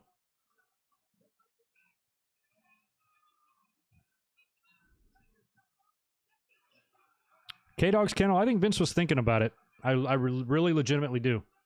They needed people. 95 was weak. Roster was weak. He was probably trying to make somebody. But I think not only did people probably not really want to see Mabel on top, that plus the Click probably kiboshing a bit. It never worked. Just as bad as Mabel was, and I don't want to say he was bad. It's just the gimmick and the outfit and everything. You know, he had something that a lot of people didn't have, not even people in WCW. He was humongous. Ooh, Rock almost beat him with a small package there. Earl's getting tired. Y'all got to end this match just for Earl, man. He needs a break.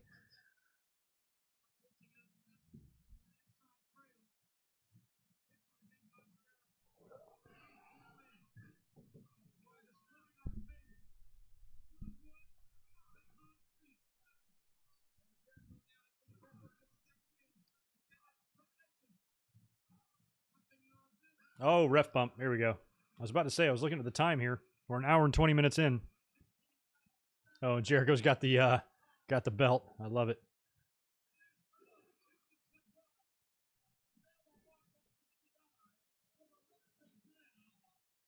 All right, Earl's down. I forget what happens here. Oh, Jericho's calling out reinforcements with Lance and Christian again. Oh, no, Nick Patrick. This motherfucker. Ugh. This is how it ends? No. Rock kicked out.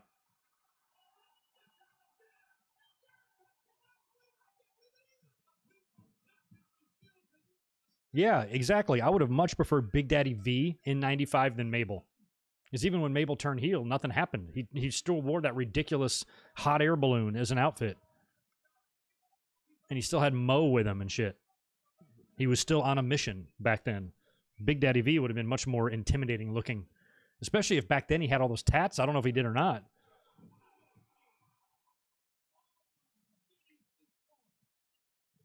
Yeah, King of the... Yeah, Billy Gunn won it in 99. I was there for that. I saw Billy win it in person. God, but my name's Billy. And Nick's not counting. I hate Nick Patrick.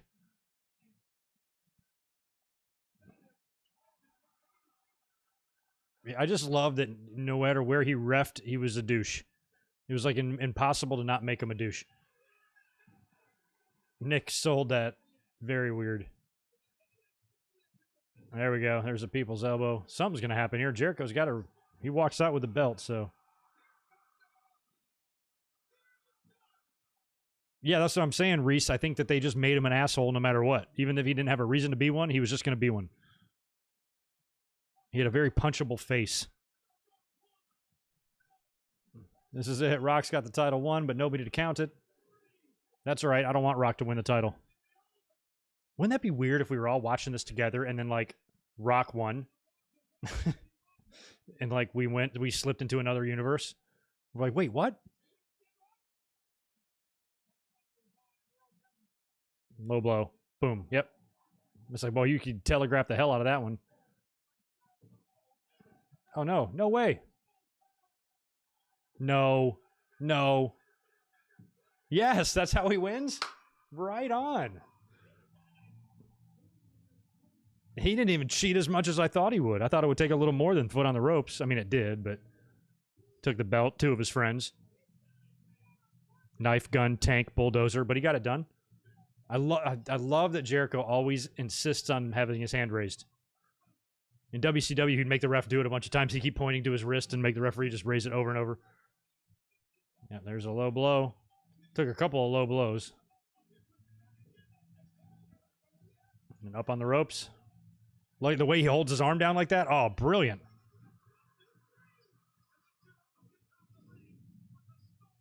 Scalded dog. When JR says scalded dog, does he mean like scalded with like hot water? Or does he mean like scolded, like yelled at? Because if he means scalded, JR's fucked up. Please, don't try this at home. Because you might die. We need Bobby Heenan for this. I remember at one of the pay-per-views, and Gorilla said, like, just a reminder, youngsters, you know, don't try these moves at home. And then Bobby Heenan goes, yeah, try it in your backyard. It's more fun. He kind of predicted the future there.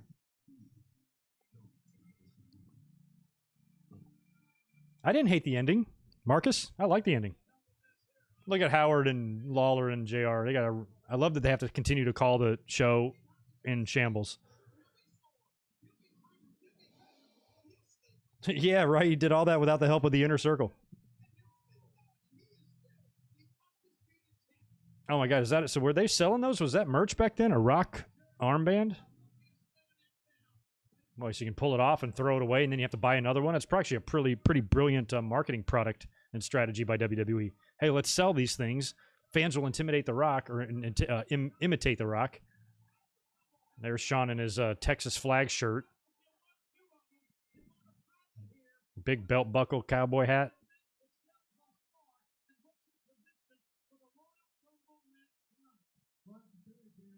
You look, Sean, you look ridiculous.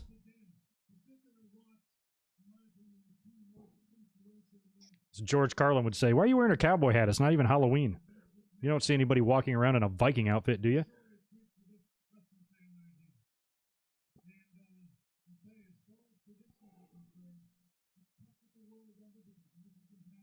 Yeah, Sean was... Don't talk about... Actually, I miss President Bush. Don't say his name. But actually, in light of the last 4 years, I do kind of miss him.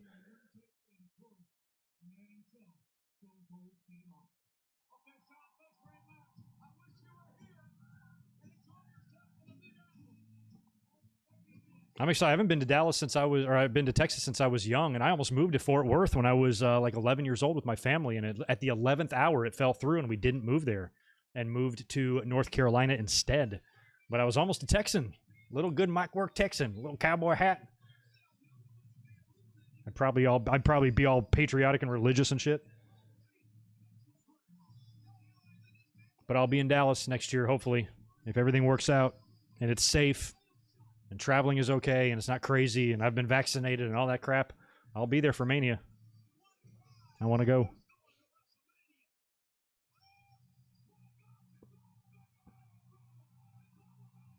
Boy, that pop in Madison Square Garden from Triple H, my God. Well, while you guys watch this video package, I'm going to go grab another beer. I'll be right back.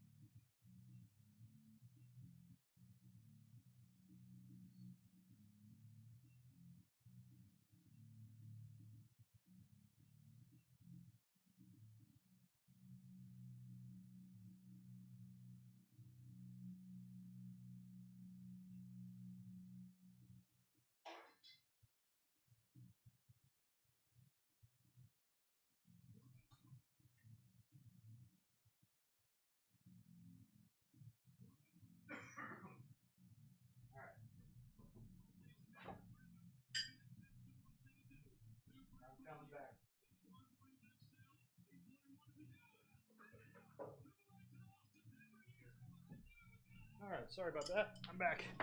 I grabbed a beer, but I didn't have any more cans. Only bottles, and I couldn't find a bottle opener. So, found my corkscrew. And this one is no fucking joke. I don't have any more cold broken skulls because I didn't put them in the fridge in time. So all I have is this Ballast Point Manta Ray double pale ale. 8.5%. But to put that in perspective, the Stellas that I usually drink are 5. This is 8.5. All right.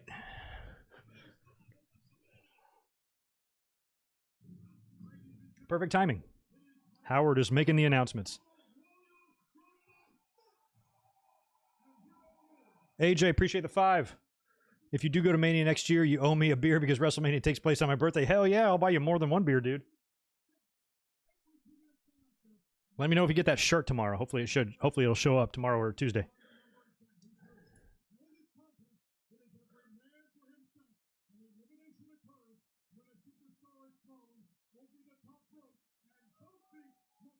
All right, Howard is going through the instruction. I have no idea who 1 or 2 or anything is.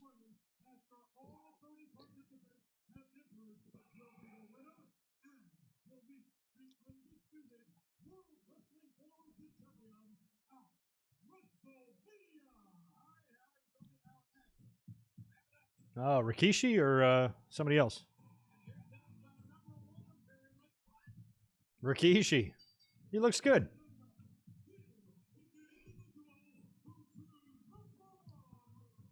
Interesting number 1. Wouldn't have guessed that. Where is my mouse? There we go. Cursor.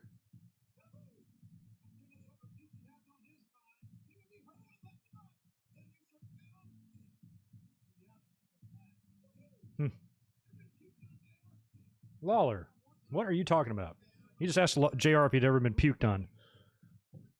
I have. Sucks.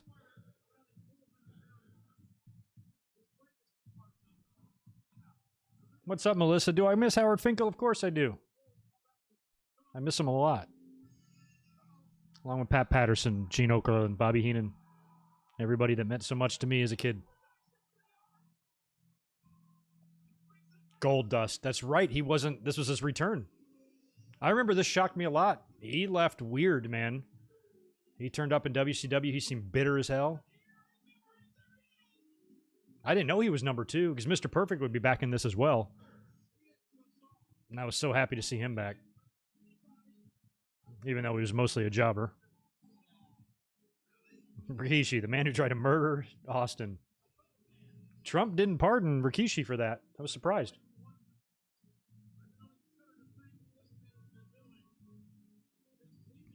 Yeah, they had announced this. I know he was going to be in the Rumble, and I was excited to see him, and I was really, really excited for Mr. Perfect because Perfect didn't wrestle since 93, and when he came back as a commentator and they teased him getting back in the ring in 96, and he turned heel instead and joined up with Triple H and then left for WCW a month later, like we never got Perfect back in the ring. And then he wrestled for a few years in WCW instead, and I felt so robbed as a WWE fan that we didn't get Mr. Perfect back in the WWE. So the fact that he was here and he still looked good was very nostalgic for me. But on TV, he lost a lot. Most matches he lost.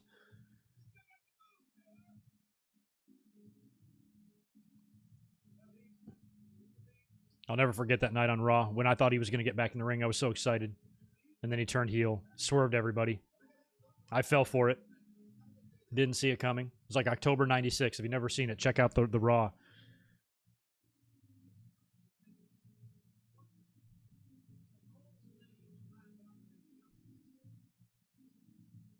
Dustin, my God, that was 20 years ago. By this point, Dustin was already like a 13 or 14-year veteran, maybe even 15, probably 13.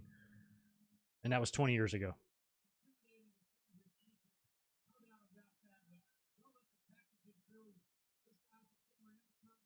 Glad he never threw away his Goldust shit.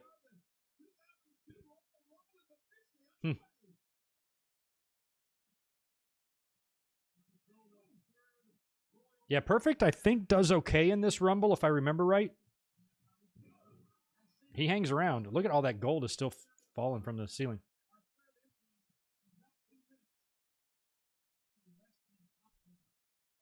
I was backstage at a show in 96, and I saw Goldust walk past. He had, like, the whole gold thing on, but, like, the front of it was all pulled down. And he had no face paint on. He looked funny.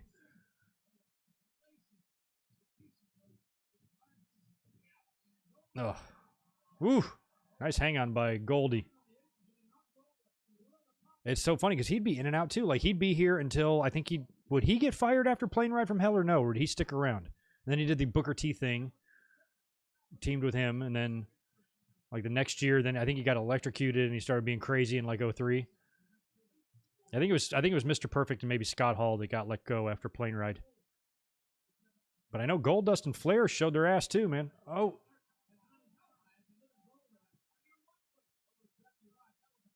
Perfect's in the Final Four. Nice. Good.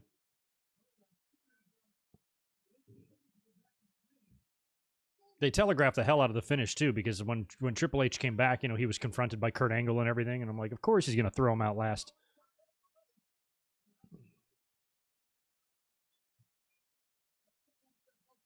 I love that the announcers are just out there sitting there. I just think that's so funny when that happens. And they have no table.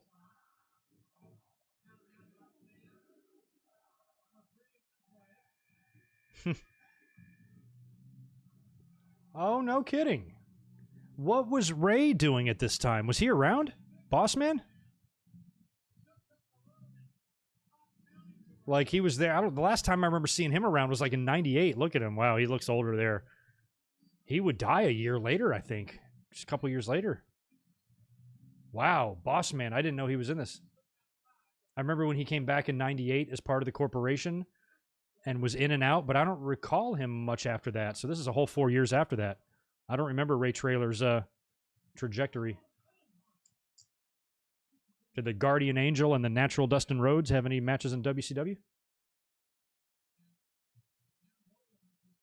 That's actually Boss Man feuded with Dusty in 90 when he came in. Or in 89 when he came in WWF. That Rikishi cell. Got a lot of veterans in that ring right now. Well-traveled veterans, too. Both these guys were WCW, and all three of these guys worked in both companies.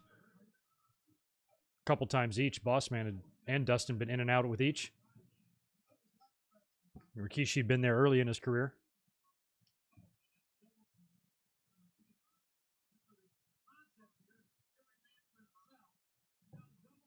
Okay, Boss Man had just recently come back. I didn't know he was back around this time. I don't remember him.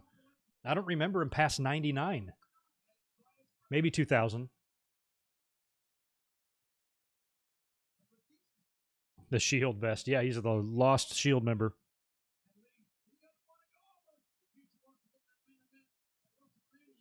Yeah, oh yeah, Gangrel appearing back up in 03 or 04. I remember Tatanka wrestled for like 6 months on Raw. Like in the mid-2000s, just randomly. Like signed him to a deal and everything, I think. All right, entrant number 4, I guess, coming in.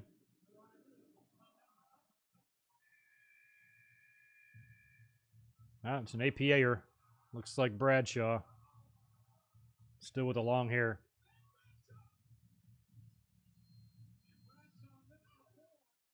Going after Trailer.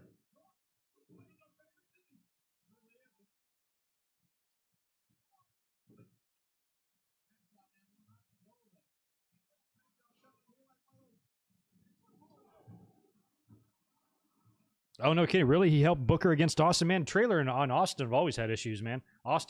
Ray Trailer, I think, debuted in 98, attacking Austin or something. He had the riot gear and the helmet on and nightstick and the whole deal.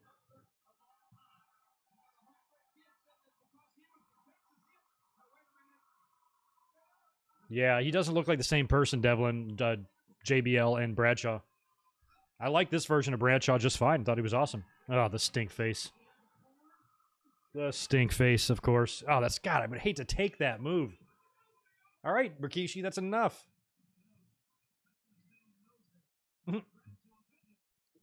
Give Boss Man a break, man. Damn.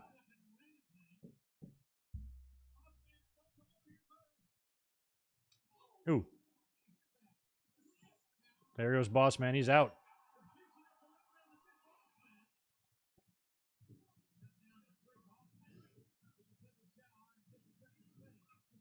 Ooh, Samoan drop. Well, kind of.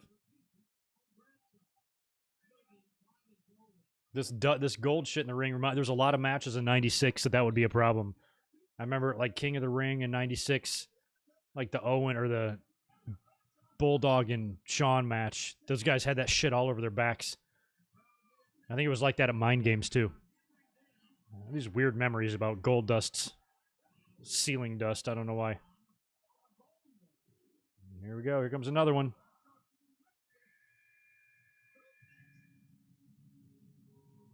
Oh, Lance. Why are you running like that? Why are you doing this with your hands?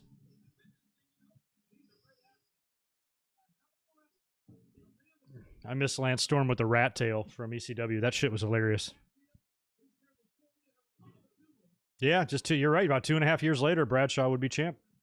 About mid-2004. Well, James, I think we all would.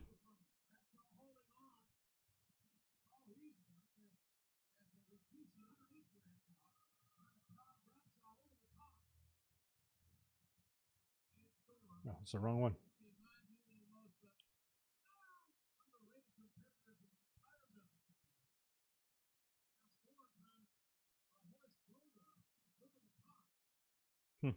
Well, these guys are just standing there trying to get these guys out. Rikishi trying to work over Bradshaw and Goldust, or Storm trying to toss out Goldust.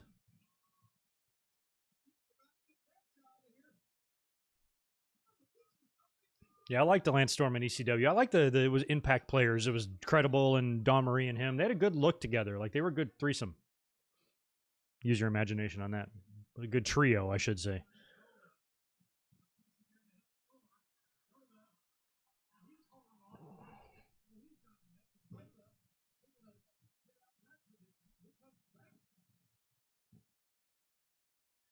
Yeah, that's not his natural hair color. He was more of a kind of a dirty blonde, like when he was Justin Hawk Bradshaw. He changed a lot. I mean, that Justin Hawk Bradshaw character was it was Stan Hansen-ish, but it was also kind of hokey at the same time. And then he kind of became the APA for a while. He was an Accolade.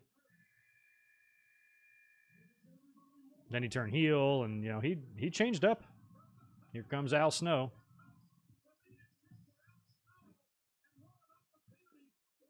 I remember when he got over in ECW, because he was in WWE as Leaf Cassidy. They sent him over there, and he had that dumb head gimmick, and it got hugely over. Oh, wow, clothesline from hell. Poor Lance. Goldust follows it up. What did Lance do to deserve that? Damn. It's like a personal foul.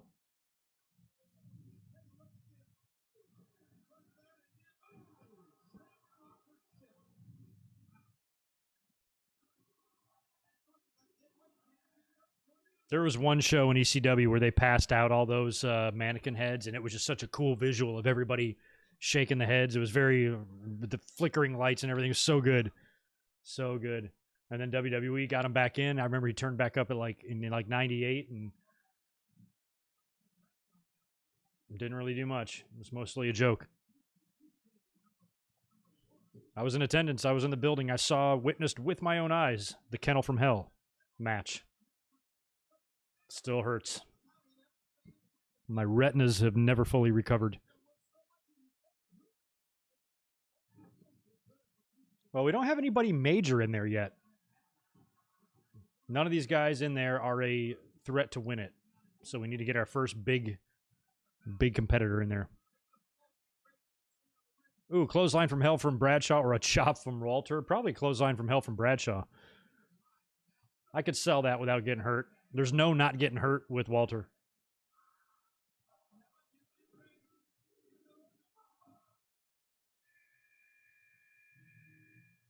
Oh, it's Billy or Chuck. I think it's Billy. That looks like Billy strutting. He's hard to... Yep, it's Billy. It's the one Billy Gunn. Looks the exact same as he does now.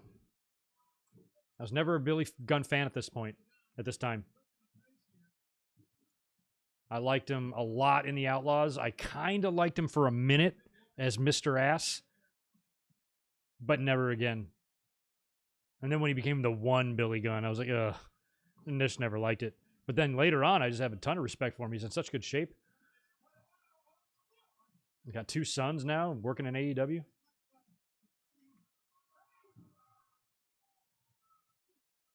Yeah, Lance and Al This would be a decent tag team if they ever team these guys up.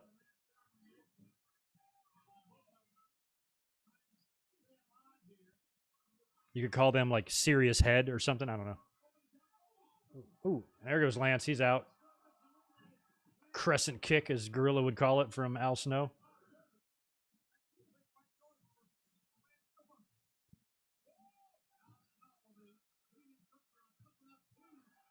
All right, we got Billy, Bradshaw, and Goldust in one corner. Rikishi trying to toss out Al in the other. We only got 5 guys in there right now. An hour 44 in. There goes Bradshaw. That's a shame. Thanks for coming, Bradshaw.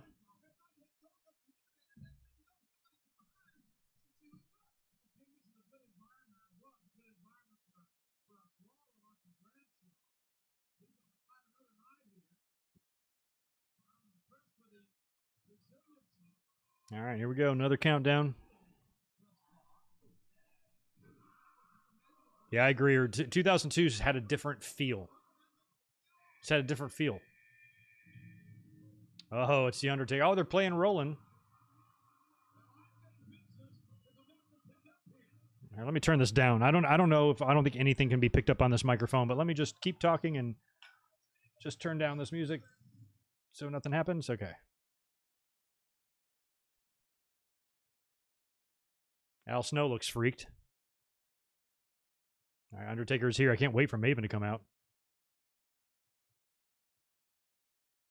Shut that fucking music off, WWE. It's Limp Bizkit. I can only take so much of that. There we go. Billy Gunn goes for the ride.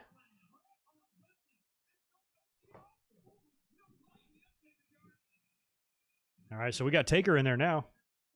Taker and Rikishi. Taker and Goldust have had some wars. Back in 96, man. They wrestled a couple times on pay-per-view. There goes Goldust. Oh, my God. As a matter of fact, in one of those matches, I think Goldust beat him. They were everywhere. I cannot stand Limp Bizkit.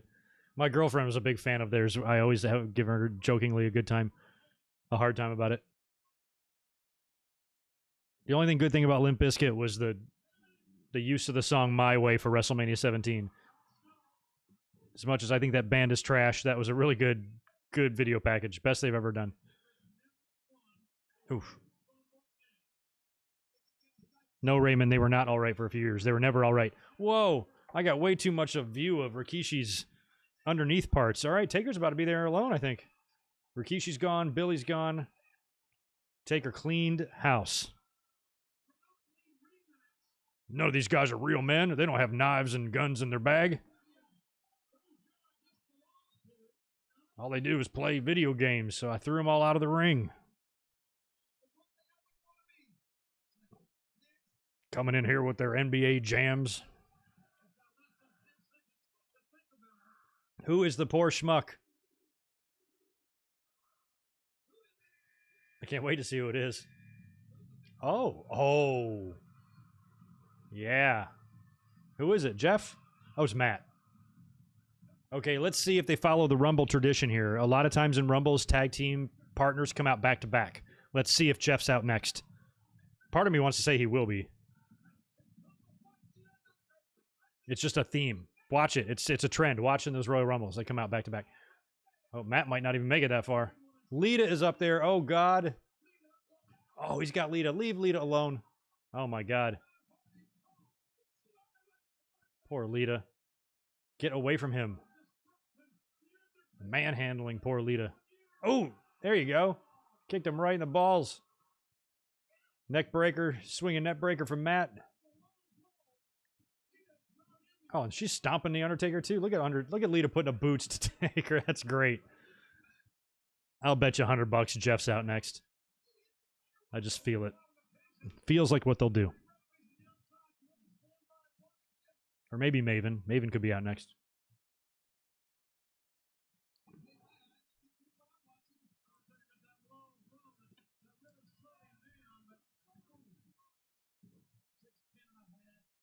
$610.5. Just make him 6'11".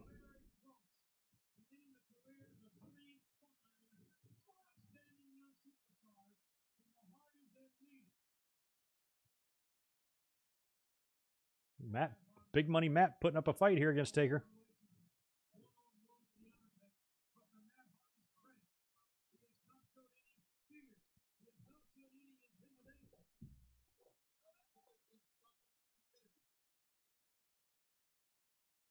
Come on. Damn, there is no way. Well, we got Teddy Long reffing outside. I didn't even notice him, along with Corderas.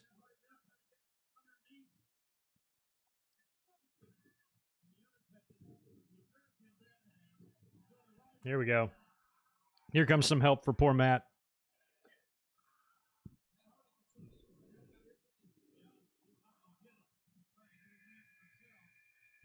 Yeah, see? Told you. Never fails. Oh, and he's going to save Matt.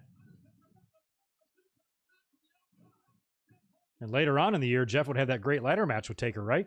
For the title. Oh, look at this. Team Extreme.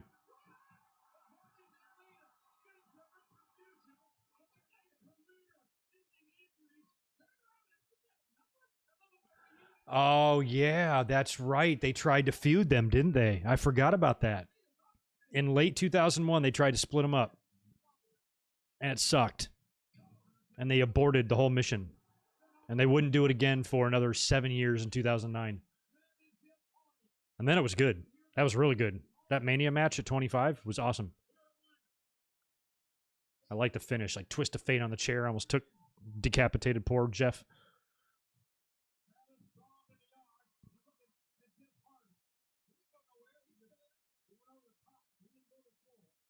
Yeah, there was something when they tried to do the Hardy Boy split, it was just too early. Like, there was something missing from it. It didn't take. It was hard to describe. It just was missing something. So they just said, fuck it. Let's not do that.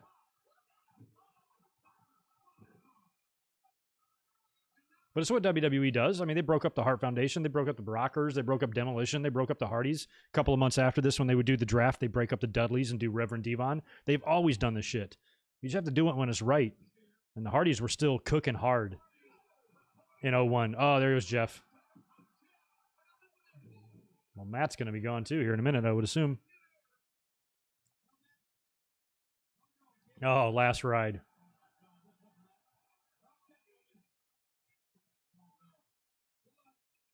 Poor Matt. Oh, my God, he's up there.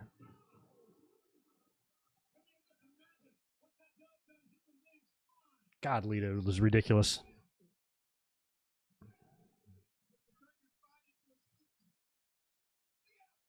And that's it. He's in there by himself again. He disposed of both Hardys.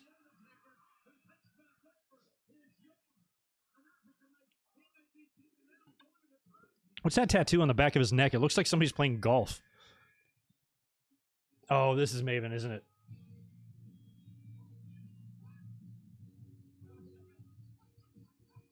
Oh, yeah, I don't know what the hell is playing, but that song's terrible, whatever it is.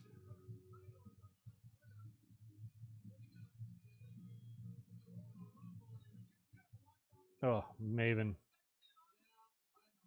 I mean, he was a good athlete. He had an okay look.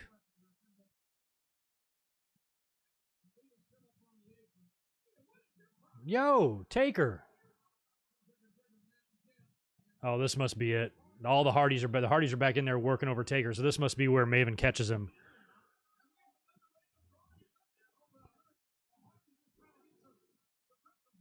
All right, how easy? Take care, man. Thanks for joining us tonight. Good luck with work tomorrow. Luckily, it's only 9 o'clock at night for me here on the West Coast. And I can sleep as late as I want. I'm not bragging. But anyway, have a good night, man. See you tomorrow night for Raw. Oh, there goes Jeff. He got them both out. This must be where Maven catches him. Oh, yeah. He's so close to the ropes. Oh, man. There he goes. Oh.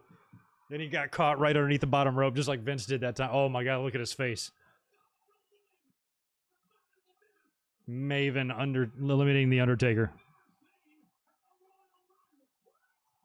That's great. Look at Taker's face. He's like, oh shit, I might have been better off not eliminating him, because now I won't die. I like the Taker's getting back in the ring. Maven's like, oh, it was not my fault. What had happened was See what had happened.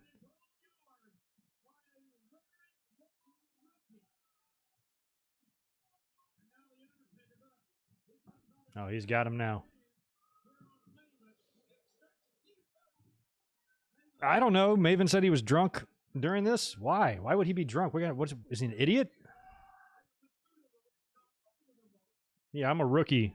I'm a schmuck that was on a goddamn reality show trying to make it in the land of Taker and Triple H and Angle and Jericho and Benoit and Austin.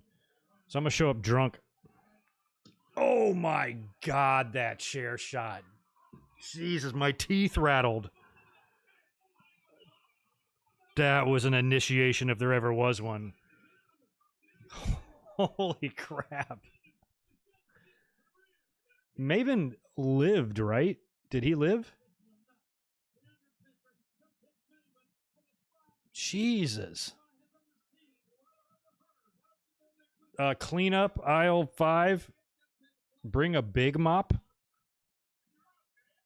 Oh, poor Maven. Jesus Christ. Welcome to the WWF. All right, who's next?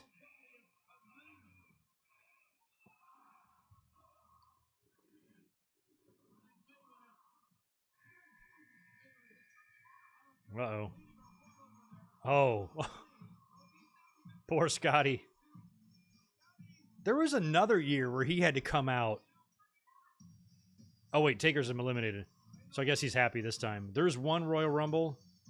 I think it was the year before, and Kane was dominating, and he was in there by himself, and then Scotty Too Hotty had to come out, and he kind of tiptoed through the entrance, like, looking like, do I have to do this? Oh, he just got taken out, too. Oh, he's not done with Maven. Jesus. Do they eliminate Maven here? Oh, I guess so. Does that count, right? The elimination counts, right? So Scotty's in there by himself now, I guess. Damn, did they wind up doing a Maven and Undertaker match at any point on Raw? Because this feels like they're building to something. Unless they're like, we need to toughen up this kid. Undertaker, go out there and murder him. And officially welcome him to the company.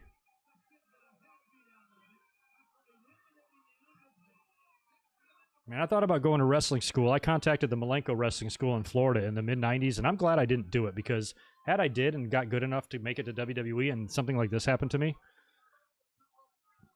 I'm not sure if I'd be able to complete a sentence today. I'm kind of glad I took the path I took. YouTube's easier, and it doesn't hurt. That was interesting. I hated their Too Cool second theme. Like, why did they change it? I like the first one. The first one was great. There was nothing wrong with the Too Cool theme the way it was. And then they just randomly changed it.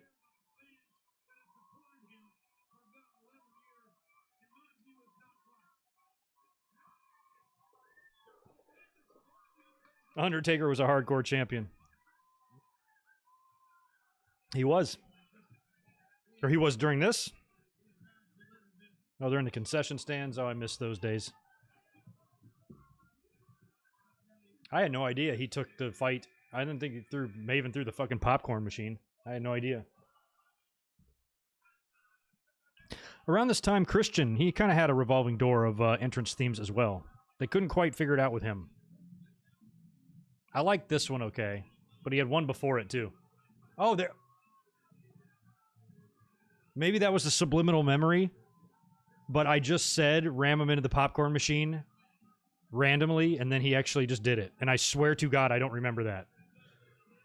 I must have subconsciously remembered it, because otherwise, that's hilarious. That actually happened.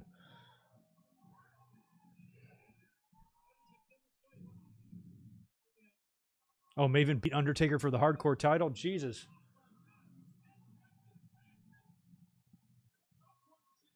Did they just show... Okay, I was about to say, did I show a replay or did I rewind? Nope, we're good.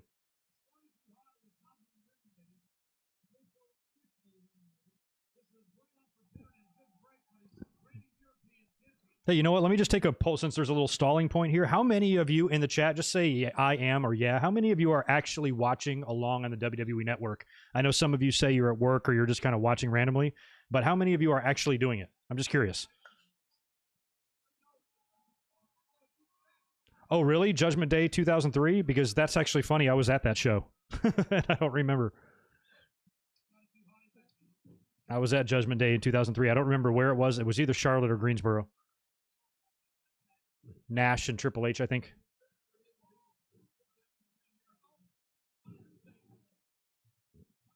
Oh, nice. Okay, so you guys are actually doing it. Cool. I was just wondering.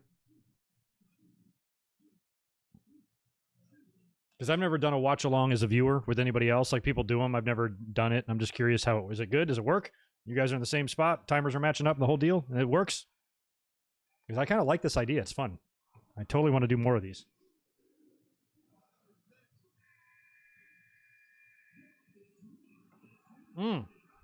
It's DDP. Oh, that's awesome. I'm glad to hear that, guys. Cool. Glad people are doing it. Oh, yeah. DDP had that nice new grill.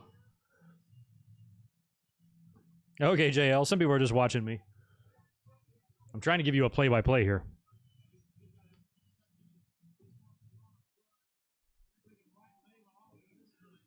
We can write Maven off. I think so too, JR.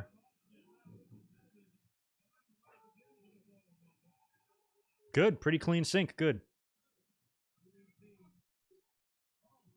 Yeah, I've got pretty decent internet where I am and everything. I live in a good area. When I got the new house here and we got internet, I was like, I need the absolute most strongest possible, humanly possible internet you have. I don't care what it costs. I just have to have it for streaming purposes. So they apparently loaded me up. I'm glad it works. I got my Elgato all set up last night, so I got a streaming game capture now, and I'm trying to put that together, and I'm pretty much ready to go. I can stream some shit now. I was surprised that it actually works on my Retron 5, an all-in-one emulator that plays cartridges from like Genesis, NES, SNES, and I put it in and hooked it up and tested it, and it works. So I'll be able to even that'll really open up the door of games I can play, because it's such a project to connect an actual old console. I can do it, but it's a pain in the ass. So that's going to come in really handy. So I'll start streaming some random like old school Nintendo games here. But if you're coming to my channel to find Final Fantasies and Red Dragon Redemptions and shit like that, you've come to the wrong place. My monitor just went out here. Why? Did it shut off or did it go out? Oh, Scotty's out. There we go. We're back. I think my monitor, I've got an extra monitor plugged in. I have 4 computer screens around me right now, and I think it thought that I was not watching. Oh, this is Chuck.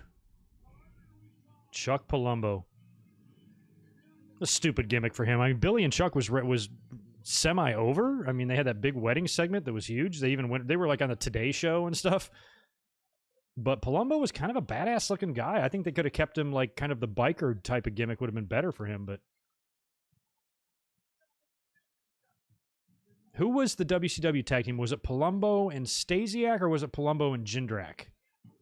I think Jindrak was with O'Hare. I think it was Jindrak and O'Hare and Palumbo and Stasiak. Those are 2 good, big-looking teams with athletes in them. But Palumbo just does not look right at all with this blonde hair. I think he's bros with Undertaker, Palumbo. Probably helped him stay employed a little longer than he should have been. DDP, what a sad waste he was in WWE. I wish he would have at least like had a run with the IC title or something, or I don't know. Or had a feud with somebody interesting. Have a feud with Jericho or somebody like that. But instead, he was busy stalking the Undertaker's wife. Oh, you're not a fan of that one, Barry? Well, that's good, because I've never played it. I just always hear it and see it all over the place.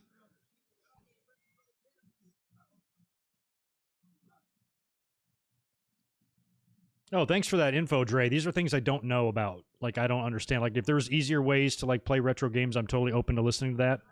But I'm so illiterate with, like, how that all works. But I've at least made it far enough to know how I can get some games streamed and do it. And I'm ready to rock on YouTube or Twitch. I just got to start building my Twitch channel, start getting some cover art and some stuff up and posting the link and letting people know about it. And we're going to get that going. It's going to happen soon. Next week or so. Oh, it's the Godfather. Was he a surprise? Because that's a pop right there. I always liked the Godfather's music. Because he had a kicked up version too, which was better. Where's he going? Why would you leave that one by herself? Oh my god. Is he going to go get more? Yeah, he's got more.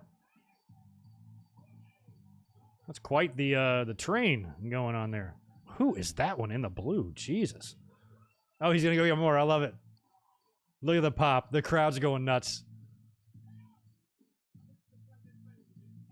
Were they still calling him the hose at this point, or they have different names for him by this point? I got a funny story about the Godfather hose. Hung out with a bunch of them one night in a Waffle House.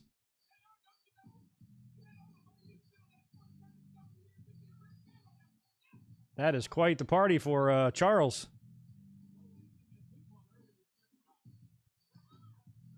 I think he was advertised for it as a special. Well, I found my favorite in there.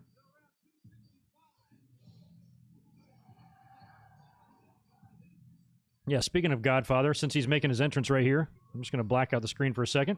But I haven't gone anywhere. You can still hear me. Daddy's here.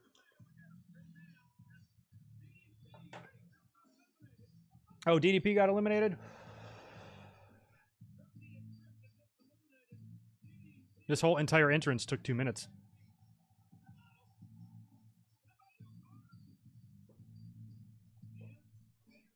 This is why he's in a Hall of Fame. Yeah, it was after a show, and it was after a show in, I guess it was Charlotte. Pretty sure it was Charlotte. And they had a bunch of them, and the ringleader was like this really hot blonde. She was really tall, red dress.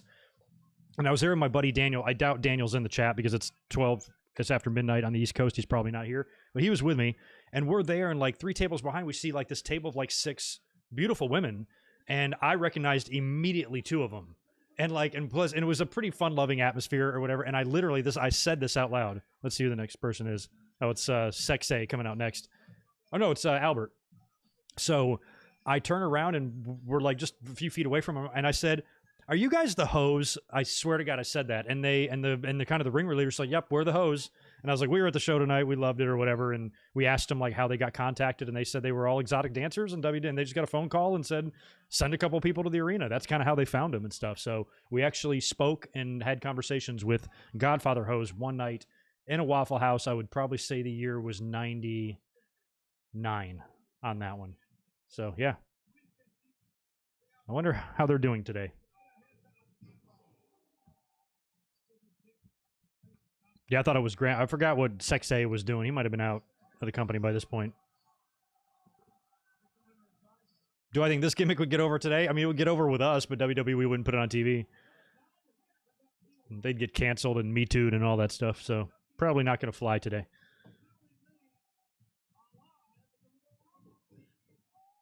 But it was such a perfect... And Charles deserves... You know, he had kind of had like an evolution too, because when they brought him back into the company, he was out for a couple of years, and then brought him in with the Nation as Kama Mustafa, and he just slowly morphed into it. You started seeing a little more of his personality, because before he was like Kama, the Extreme Fighting Machine, and now he was back and he's got the tats exposed, and then he started wearing the hat, he started smoking the cigar, and it was a slow kind of transformation. And then they started calling him the Godfather. Next thing you know, he's a pimp. Oh, and he's out already. And then he became the Good Father. I just laugh at how stupid I was back then, Reese. Like when I literally turned around, I said, "Are you the hose?" And they were very gracious. And they're like, "Yep, we're the hose." They weren't offended at all by it. Which, looking back, I'm like, Greg, why the fuck did you say that? Perry Saturn is very, very oily. Look at his cow trunks. That's great.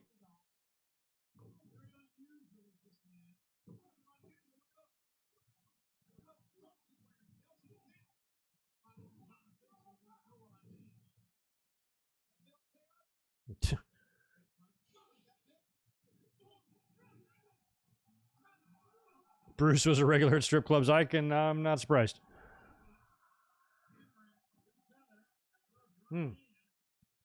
Godfather getting a nice ovation, I think, on the way out. Fans are standing. I always liked Saturn. I'm surprised that, well, I guess there's a lot of factors to that, but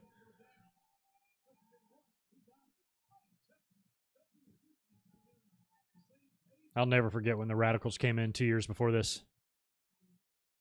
I was just like, I was creaming myself. I was so excited.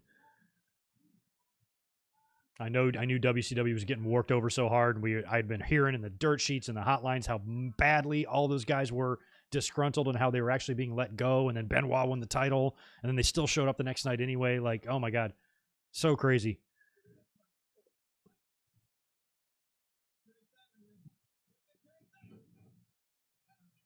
Moppy was probably my favorite thing Saturn did.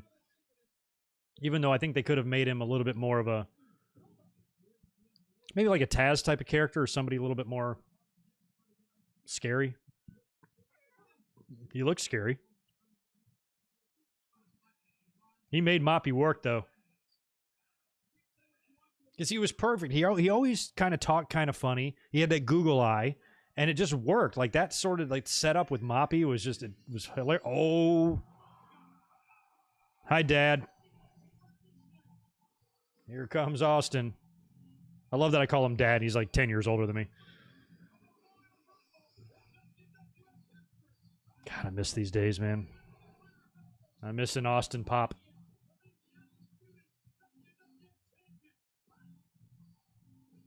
Here comes Austin. He's going to kill everybody.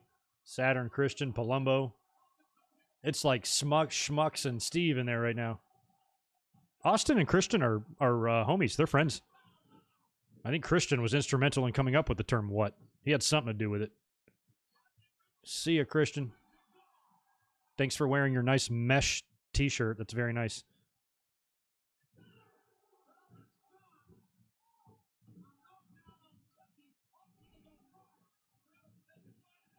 There goes Palumbo.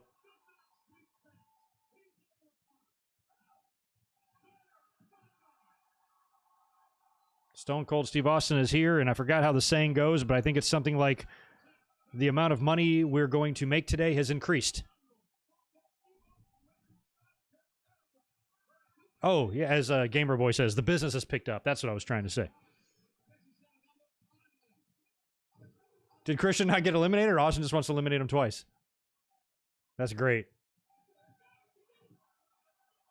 He get thrown out twice. Christian should be disqualified for like the next year's Royal Rumble, just for fun. Yeah, that's what I knew. It was something like that. There was some weird thing between the two of them that birthed the "what" chant. So I guess Christian is also partially to blame, even though he probably had nothing to do with it.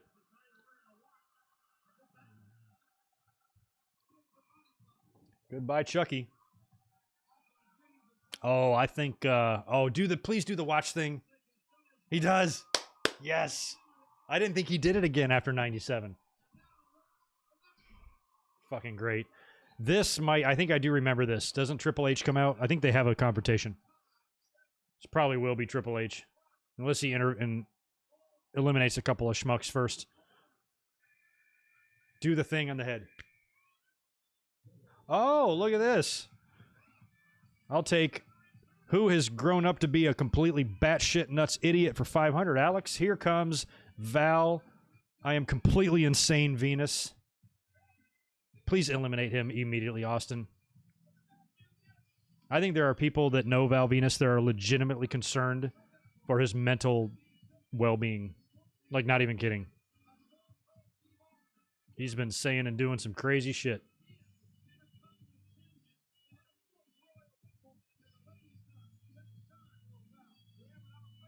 Hello, ladies. Val Austin laughing. At least Val had already shed the right to censor gimmick by this point.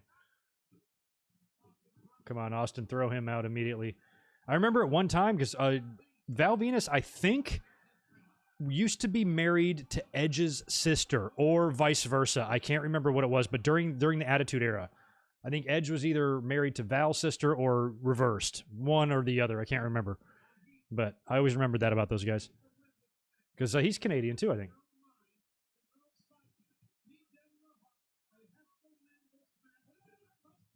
Either way, I'm sure Edge is glad that he did not have to be related to him. I don't even like looking at his dumb face. Chief Morley. I remember when he was Chief Morley. I didn't. That's so funny that Austin checked his watch. I didn't know he did that again. That was awesome. So apparently he's going to have to throw Val out. And I know Triple H confronts him and comes out. That's one thing I do remember about this.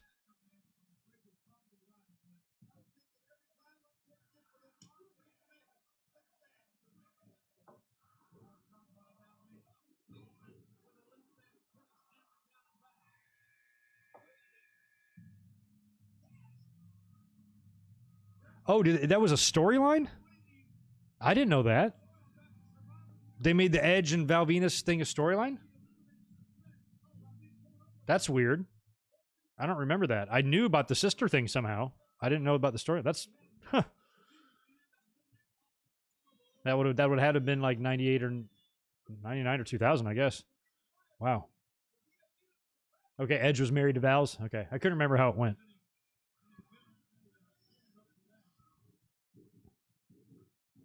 Yeah, Val Venus is 100% chemically impaired, and he's paying the price for it now in modern times because his brain is applesauce.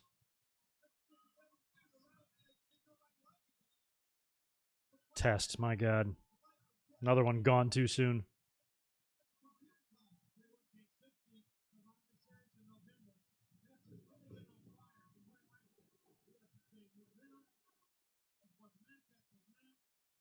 He had a lot back in these days, like when Test first got there, he had a lot of comparisons to Nash. He was smaller, but he was big and could do the big boot and got, he wore the long leather. And so he kind of was like a younger, slightly smaller, a little bit more agile and athletic version. If he would have had some charisma, he would have been onto something. But he lacked a lot of that. But I always liked Test. Yeah, underrated. You're right.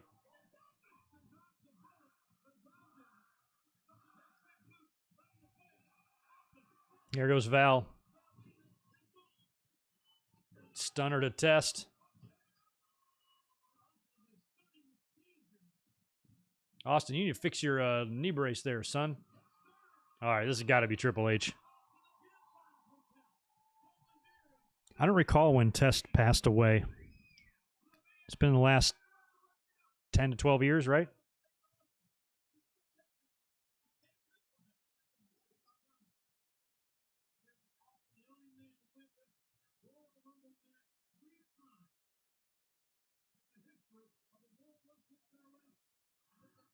I think this year I was rooting for Austin. Austin, fix your knee brace. That's going to drive me crazy if you don't fix that.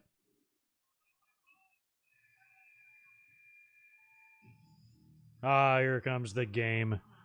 Terry Allen Jr., appreciate the $5.02. Miss the years. WWE uses artist songs for wrestlers. Many selections. Hoobastank, My Turn would be my song to use. Yeah, back in the 80s, they used to do that a lot, too. Hogan used to come out to Eye of the Tiger for a little while. Here comes Triple H. His hair was a little shorter.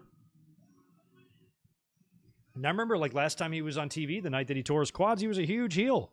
But I remember during that whole year of 2001, during the Alliance, I remember how much we all missed Triple H. Everybody had started to respect Triple H around that time, even more so than Austin in a way, because he was just working so hard and consistently putting on good matches, good programs and everything. So when he got hurt, the fans really started to miss him and then really appreciated, what he brought to the table. And that instantly made him a babyface without them having to do anything.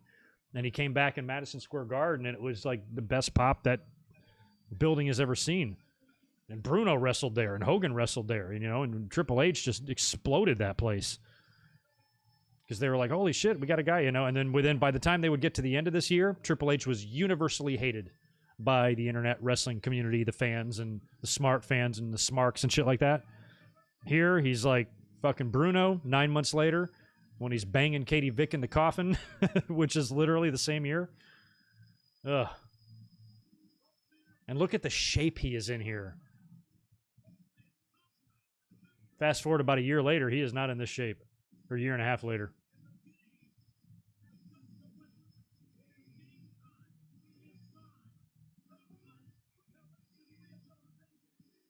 And I'm not sure. I mean, are they touching much on the fact that the last time these two were together, they were the two-man power trip and they were bros?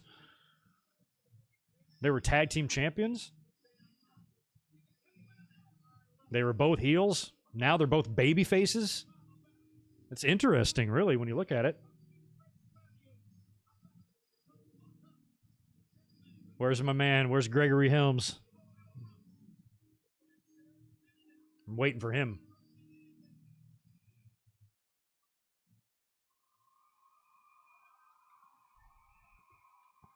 Austin Triple H.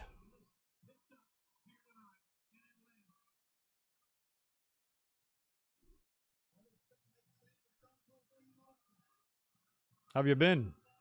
Good. How about you? Remember when we lost the tag belts? That sucked. It took away. Benoit's hurt too. Jericho's the champ now. He's got the straps. He's got 2 straps. I'm just going to punch you. Here we go.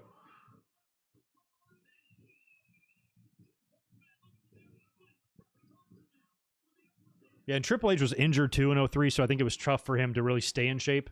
But like when you look at the chiseled out of granite specimen he was in 2002 compared to the fat mess he was in 2003, it's quite the difference. Oh, here he comes. You bastards are screwed now. I feel really bad for Austin and Triple H here. You talk about your worst nightmare coming true. You're going to have to contend with the Hurricane. Give him hell. Give him hell, Helms. Give him Helms.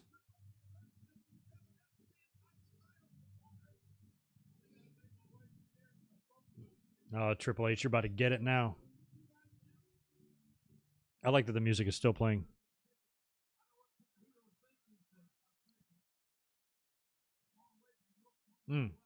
Oh, Triple H, his throat is probably just completely closing up, and Austin too. This is one of my favorite moments ever. That was a great spot. Hey, Austin, come on, back at it. I don't even know what number we're on. What number was Hurricane? Anybody keeping score? I'm not keeping score. This is my one chance to not have to be totally on the ball when I'm doing a video. So I can just, you guys can keep score. I'm just going to watch. Y'all are in charge.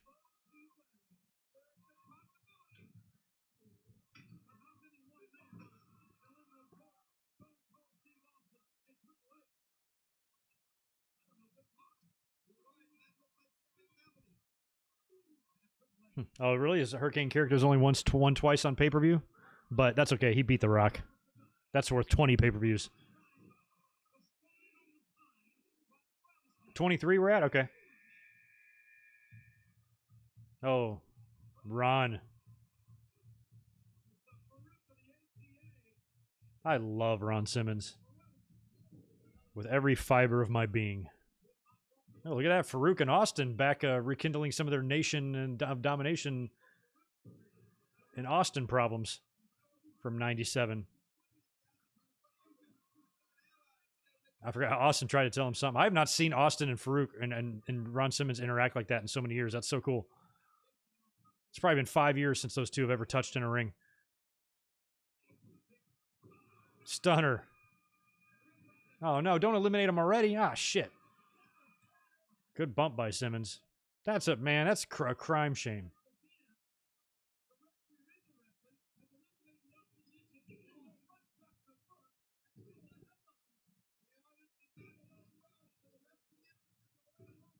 It would have been fun to see Ron Simmons getting on with them a little bit. Former WCW champion. Come on. Show him some respect.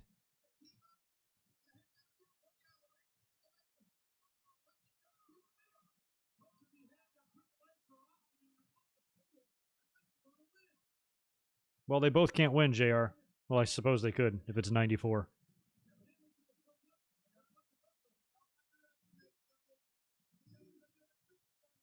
Yeah, last week when we watched Rumble 2005, you guys can still go back and watch that. It's on the channel. Watching that Batista-Cena botch, and the elimination was so crazy. Vince blowing out his legs. Crazy. I wish we had another week before the Royal Rumble. I want to watch another one, but I don't think I'm going to have time to get up here this week.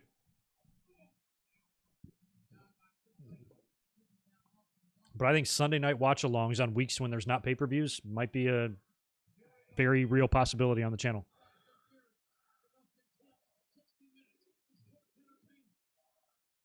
Here comes somebody. Ah, Mr. Perfect. How interesting here, because Austin and Triple H are the only ones in the ring, right? So when Perfect left, he had just helped Triple H win the Intercontinental title. And he abandoned him, left him in WCW, turned heel on Mark Marrow and joined up with Triple H, and I guess he was going to manage him, but it never happened. And also in 96, the same year that he left, him and Austin had some problems too. They got in each other's face one week when Perfect was doing commentary on like Superstars, and they brought Austin in as a guest, and they almost came to blows. So he kind of has like 96 history here with both of these guys, and this is super interesting to me. Look at that guy in the cowboy hat with the cut-off sleeves behind. That's that guy. That fan in the audience is the MVP. Here comes Perfect. Wow, look at this. Kurt Hennig, Stone Cold, and Triple H. So good to hear that music again.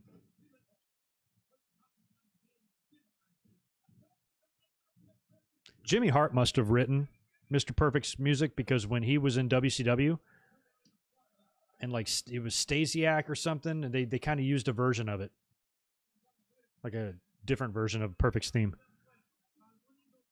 Don't think that would have been possible had Jimmy Hart not been responsible for it. But it's pure speculation. I don't think Ross, I hope they don't do a double Rumble winner again ever. I don't like double Rumble winners. They don't make sense. It made sense in 94 because that's the way WWE did shit. They just refused to let one big star get over on the other. Everything had to be even and everything. So they did the bullshit deal where now if it happened, they just be like, restart the fucking match. And they look like idiots for not restarting it in 94. Would say, okay, get back in the ring and fight again. And just whoever throws the other out. Like, it's just so silly why they did that. So I don't think they should ever do a double winner. Oh, Angle. Wow, look at the four guys in this ring. I'll tell you what, man, a Kurt Angle this year, a 2002, right now, Kurt Angle versus a 1990 Mr. Perfect, or 1990 Mr. Perfect, and an 02 Kurt Angle. Ooh, God.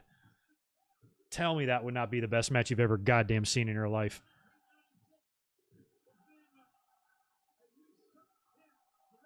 They're saying you suck. Are they saying you suck what? You suck what? You suck what? That's actually hilarious. The crowd can sometimes be fun.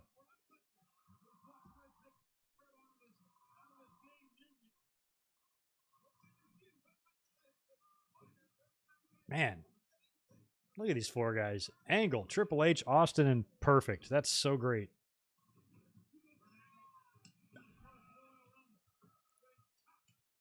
Yeah, Kurt and Perfect in the same ring. Kurt and Kurt. Kurt with a K, Kurt with a C.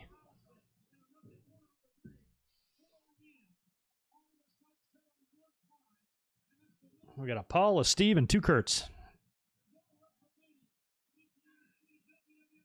First time, only time. I think you're probably right about that.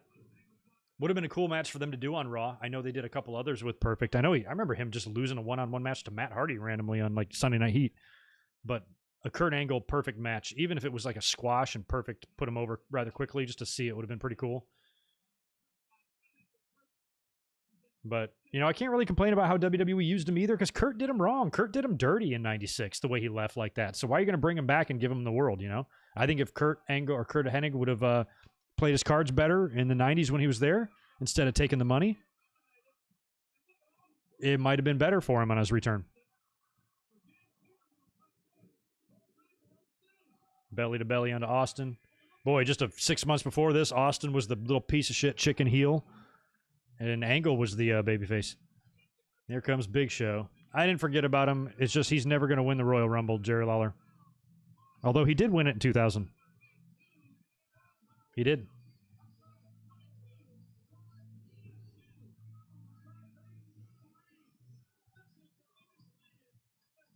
Perfect loss to Taz in Taz's last match. No kidding. I didn't know that.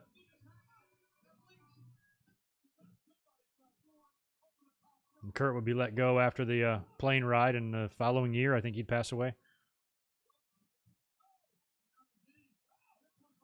Mr. Perfect WWE DVD documentary is pretty good. I have it. You can probably find it pretty easily. It's worth a watch, even though it's super old now. It's good.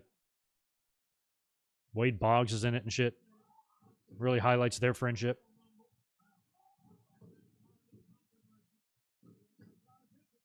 Big Show, I am not a fan of what he's wearing there. So generic. He would always do that. He could never figure out his gear. He changed it so many times. From the time he came in '99, and then all throughout the years, it was just constantly evolving. He'd either be in a cut-off T-shirt and the singlet, or he'd be wearing this shit. I don't know what the hell he was wearing when he was part of Jericho. I was scared of it. Then he'd wear the camouflage, and then he'd finally settle, I think, on the one strap. But it took him forever to finally settle on that. He changed, I don't know how many times. I'd probably guess seven total gear changes for Big Show. Austin was Big Show's first match in WWE on Raw. Look how little Kurt Angle looks next to him. Jesus. Big Show, fix your wedgie. Who's next? So we got a few people next. That's all right. Kane, RVD, and probably Booker. Here comes Kane. Boy, he had a hell of an 0-1. I don't think he's going to be that good for him this time around, but he whooped some ass in 2001. God, Kane was so good at this time. 2000 and 2001 Kane, I think, were my favorites. So this is pretty much the same thing. So awesome. Kane is not afraid of the fucking Big Show, man.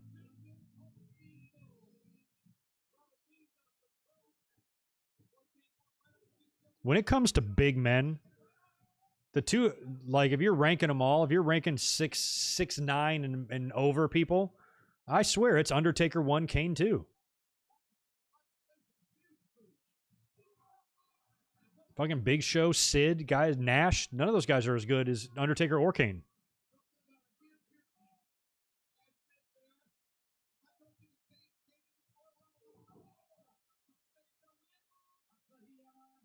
Kane's going to try to... Oh, my God. Body slamming Big Show over the... Jesus Christ, Kane. Yeah. Oh, I have a feeling you're about to go over yourself, though. Damn. Kane's like, I'm just about to body slam this bitch right over the top rope. Angle slam. Kane was in there for like an hour the year before. What a jip. I think some of these guys got eliminated too quick, man. They should have kept Jeff Hardy and Undertaker and Ron Simmons and Kane and guys like that in there longer.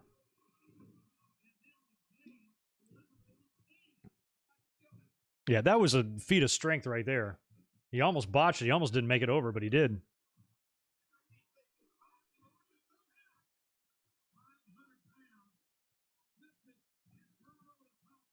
Yeah, Kane, maybe he will run for president one day. Why not? All I ask, regardless of whichever side of the fence you're on, is you just don't be a crazy, moronic, narcissistic, psychotic, sociopath, fucking asshole. As long as you're not that, go for it. Damn, what a frog splash. And Angle was really, really, really far away. Angle, or RVD looks good in that teal blue. I like that gear.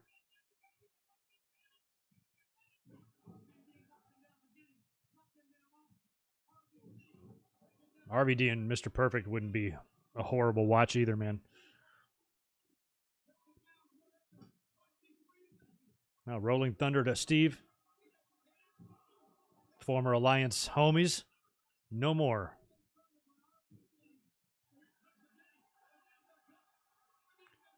Oof. What a pedigree. Ooh, Angle. Jesus.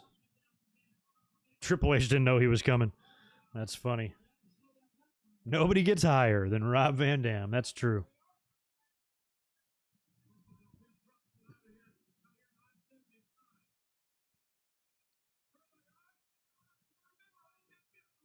Oh,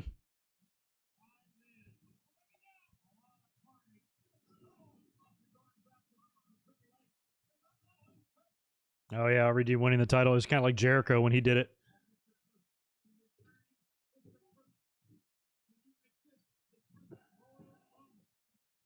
Yeah, RVD like has always had a best frog splash. I mean, I think his is great. His is, I mean, they're different. Like what I like about his compared to somebody like Eddie Guerrero's is they're very different. And then so is Montez. So they're like all kind of in a category on their own.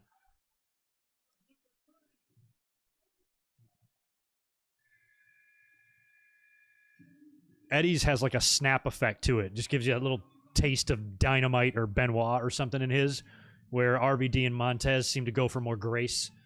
You know, where Eddie looks like he's legit trying to hurt. But they're all awesome. But Montez is just in another universe. Some of it, he gets so damn high. So this is it. Booker's 30. We're all here. So it's either going to be Kurt Angle, Mr. Perfect, Triple H, Austin, RVD. Not RVD. Booker or Angle. RVD's gone, just like that. Booker T seems a bit confused, but no, we're going to get a Booker-Rooney, or a Spinner-Rooney, excuse me. I liked Harlem Heat's music. I'm glad WWE kept that intact with Booker. It fit him.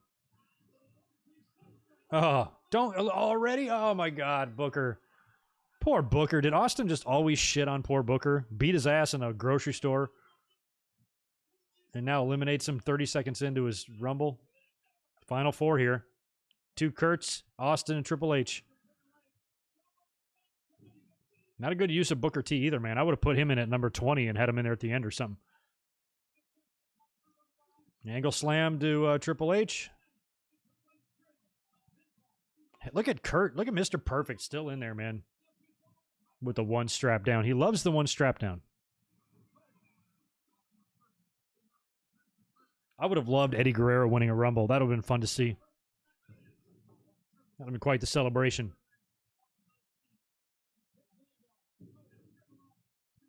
If he would have stayed alive and not died and won in 06 the way Ray did, it's so cool.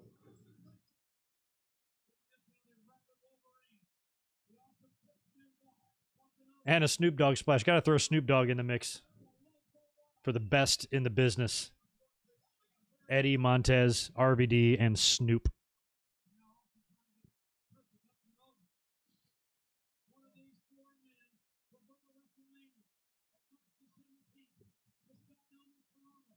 Oh, yeah, the Sky Dome.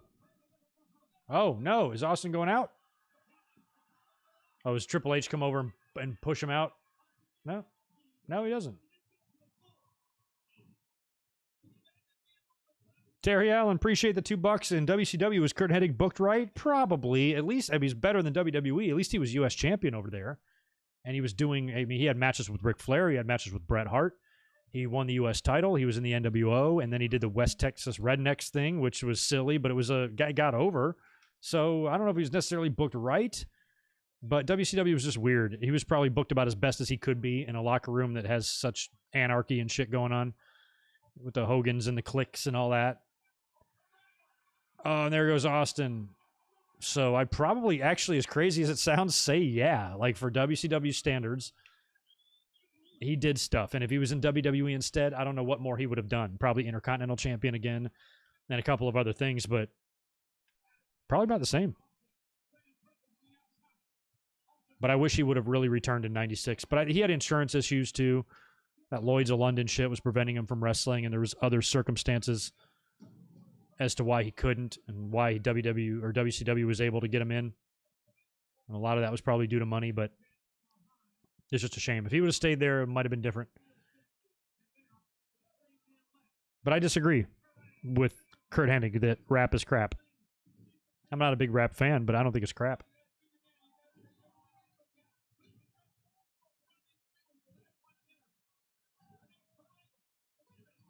I know, Austin, that was kind of a underwhelming elimination. I was assuming it would be a Triple H dumping him out. Oh, Austin's coming back with a chair? Okay. Oh, Angle. And Kurt. Well, Perfect and Angle just ate a chair to the noggin.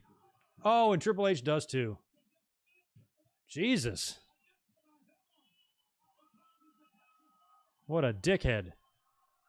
That's Richard Noggin to you.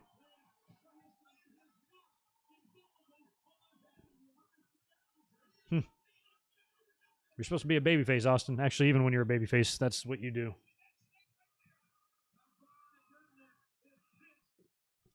And then he'd go into Mania to face Hall. I mean, think about it. If Triple H wouldn't have gotten injured and had that big return and big comeback, he might, Austin might have been in the main event.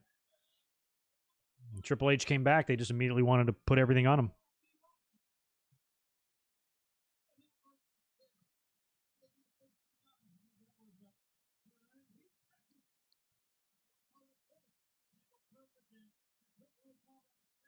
Oh, yeah, don't remind us, Teddy, about the Batista, Randy Orton, and Mania 30 stuff.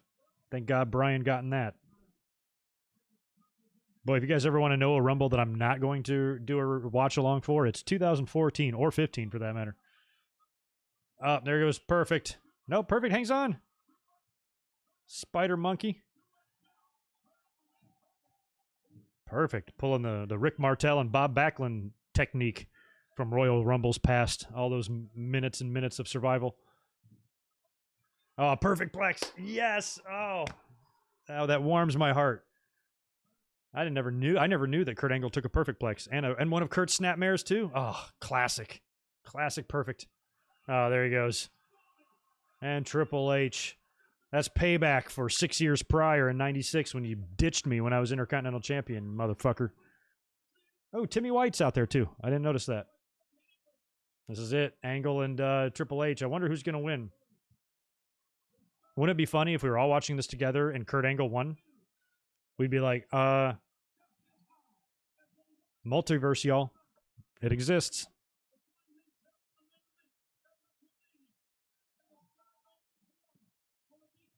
I saw there's a tackle. I saw the other day that Jim Herd had done an interview, and I swear it's a Mandela effect thing because I swear to God I have a conscious memory of learning of Jim Herd's death, and here he is. Come to find out, he's still alive doing interviews. I had no idea. I thought he was dead, and I have a memory of reading about his death. So why is that? Mandela effect, y'all. I'm telling you.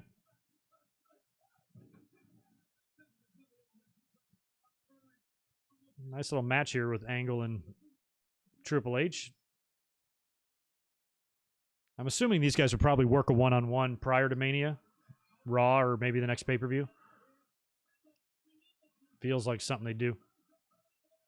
Ooh, see, like, what if Triple H just botched it here and fell out? Like, wouldn't that be so fucking embarrassing? You can't even fix it. You can't even redo it.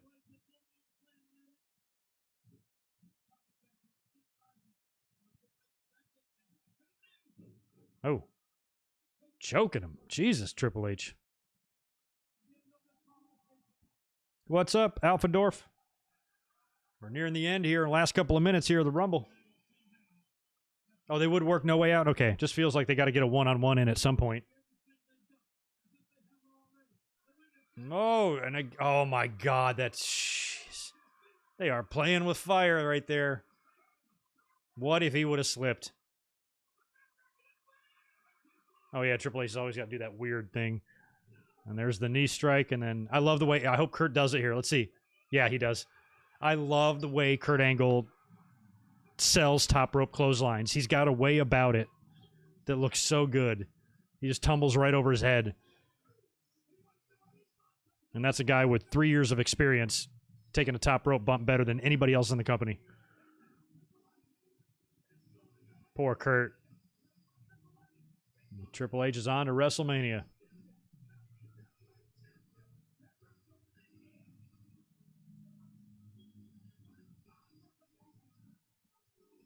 You're right on. Look at that. Look at those legends. Timmy White, Teddy Long, Jimmy Corderas. Everybody's got that gold dust shit on their back. Every damn one of them. Poor Kurt Angle. It's bullshit. Don't worry, Kurt. Shit gets worse. You're about to shave your head in about 6 months.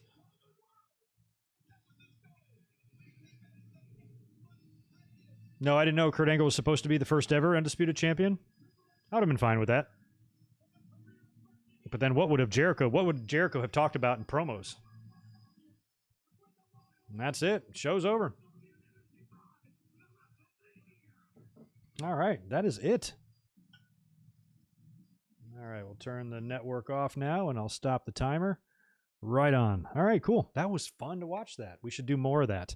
I think that I'm going to try to do that as many Sundays as I can. Maybe not every Sunday, But I think if I were to come up here and do watch-alongs on Sundays when there's not pay-per-views, that could be really cool. I had a good time watching this. These are a lot of fun. So anyway, I'll start making stuff on the list. I'm going to put a post up on the Patreon page so all the people that support on Patreon can put their votes in on what shows to react to. And I'm probably going to take their advice and allow them to choose most of these and, pick the one that I think is best or whatever. So I'm going to kind of let them handle the decisions here, but we're going to do a lot more of these watch-alongs. It's going to be a lot of fun. I like pretty much any idea that you guys give me. I like the WrestleMania 9 idea by Devlin. That's a good one. That would be an interesting one to watch. Would be totally into that. So, yeah, we're going to be doing a lot more, especially around WrestleMania time. We'll try to do a bunch.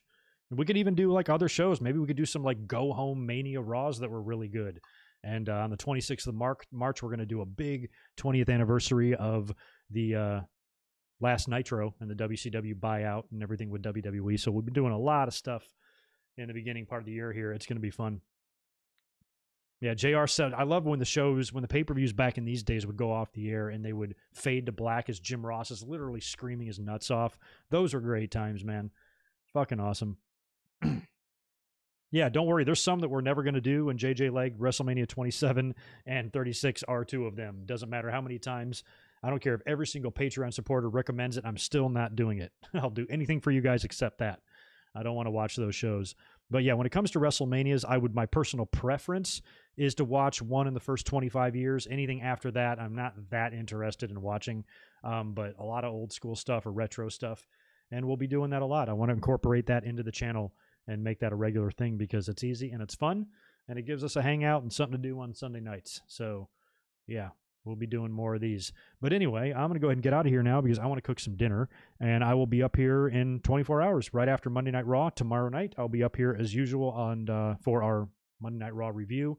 We have a women's title match booked for tomorrow, Alexa Bliss and Asuka, which I was under the assumption that Alexa Bliss and Asuka would face at the Rumble for the title. And in the podcast yesterday, I didn't have Alexa Bliss written down on my participants. I didn't think she was in the Rumble, but she is. She already declared for it. So I don't know what the hell they're going to do tomorrow with that title match because if Asuka retains, you telling me that she's not booked for the Rumble?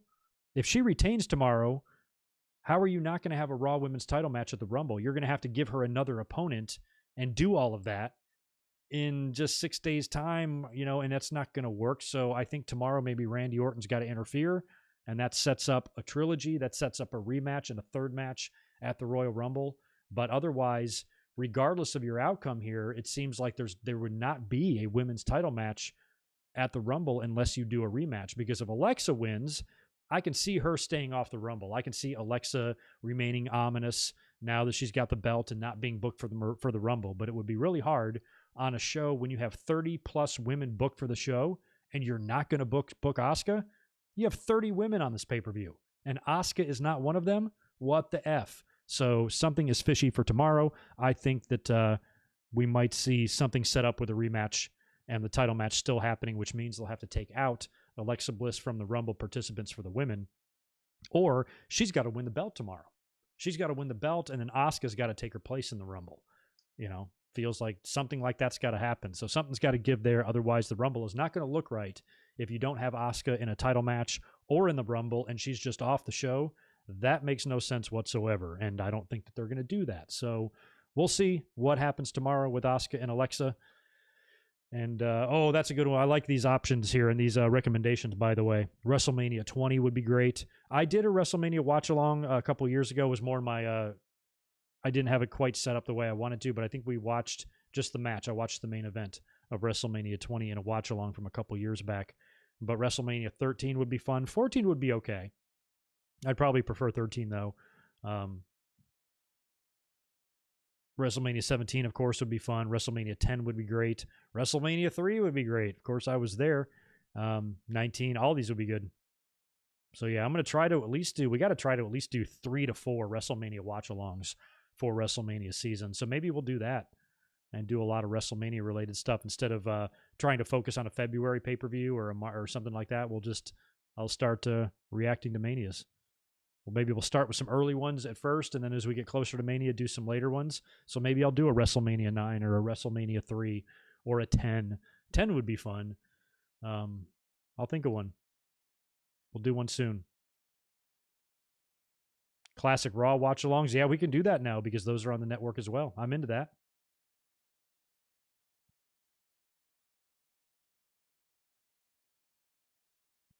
Yeah, I'm thinking that Asuka and Alexa Bliss still have to wrestle at the Rumble. It just feels like what they got to do. So we'll see. We'll find out tomorrow night because tomorrow night is the go-home show for the Royal Rumble, and we still, at least according to my notes and WWE.com, we still have only half of the field, both fields for the men and women filled. So they got to do a lot of work on Raw and SmackDown this week to get ready for the Rumble. And we got Drew and Goldberg apparently going face-to-face tomorrow, provided COVID hasn't fucked that up for any reason and Drew's good to go. We're going to get a face-to-face confrontation there, and that match looks like it's good to go. So we should be all right. Oh, the Raw when Jericho debuted. That would be a good one, too. Luckily, we have an endless supply. We literally have an infinite supply. I could react to every single wrestling show in history, and it would take 2,000 years to be done. So that's the great thing about doing not watch-alongs is because there's so many great options and so many great choices and so many great shows to choose from.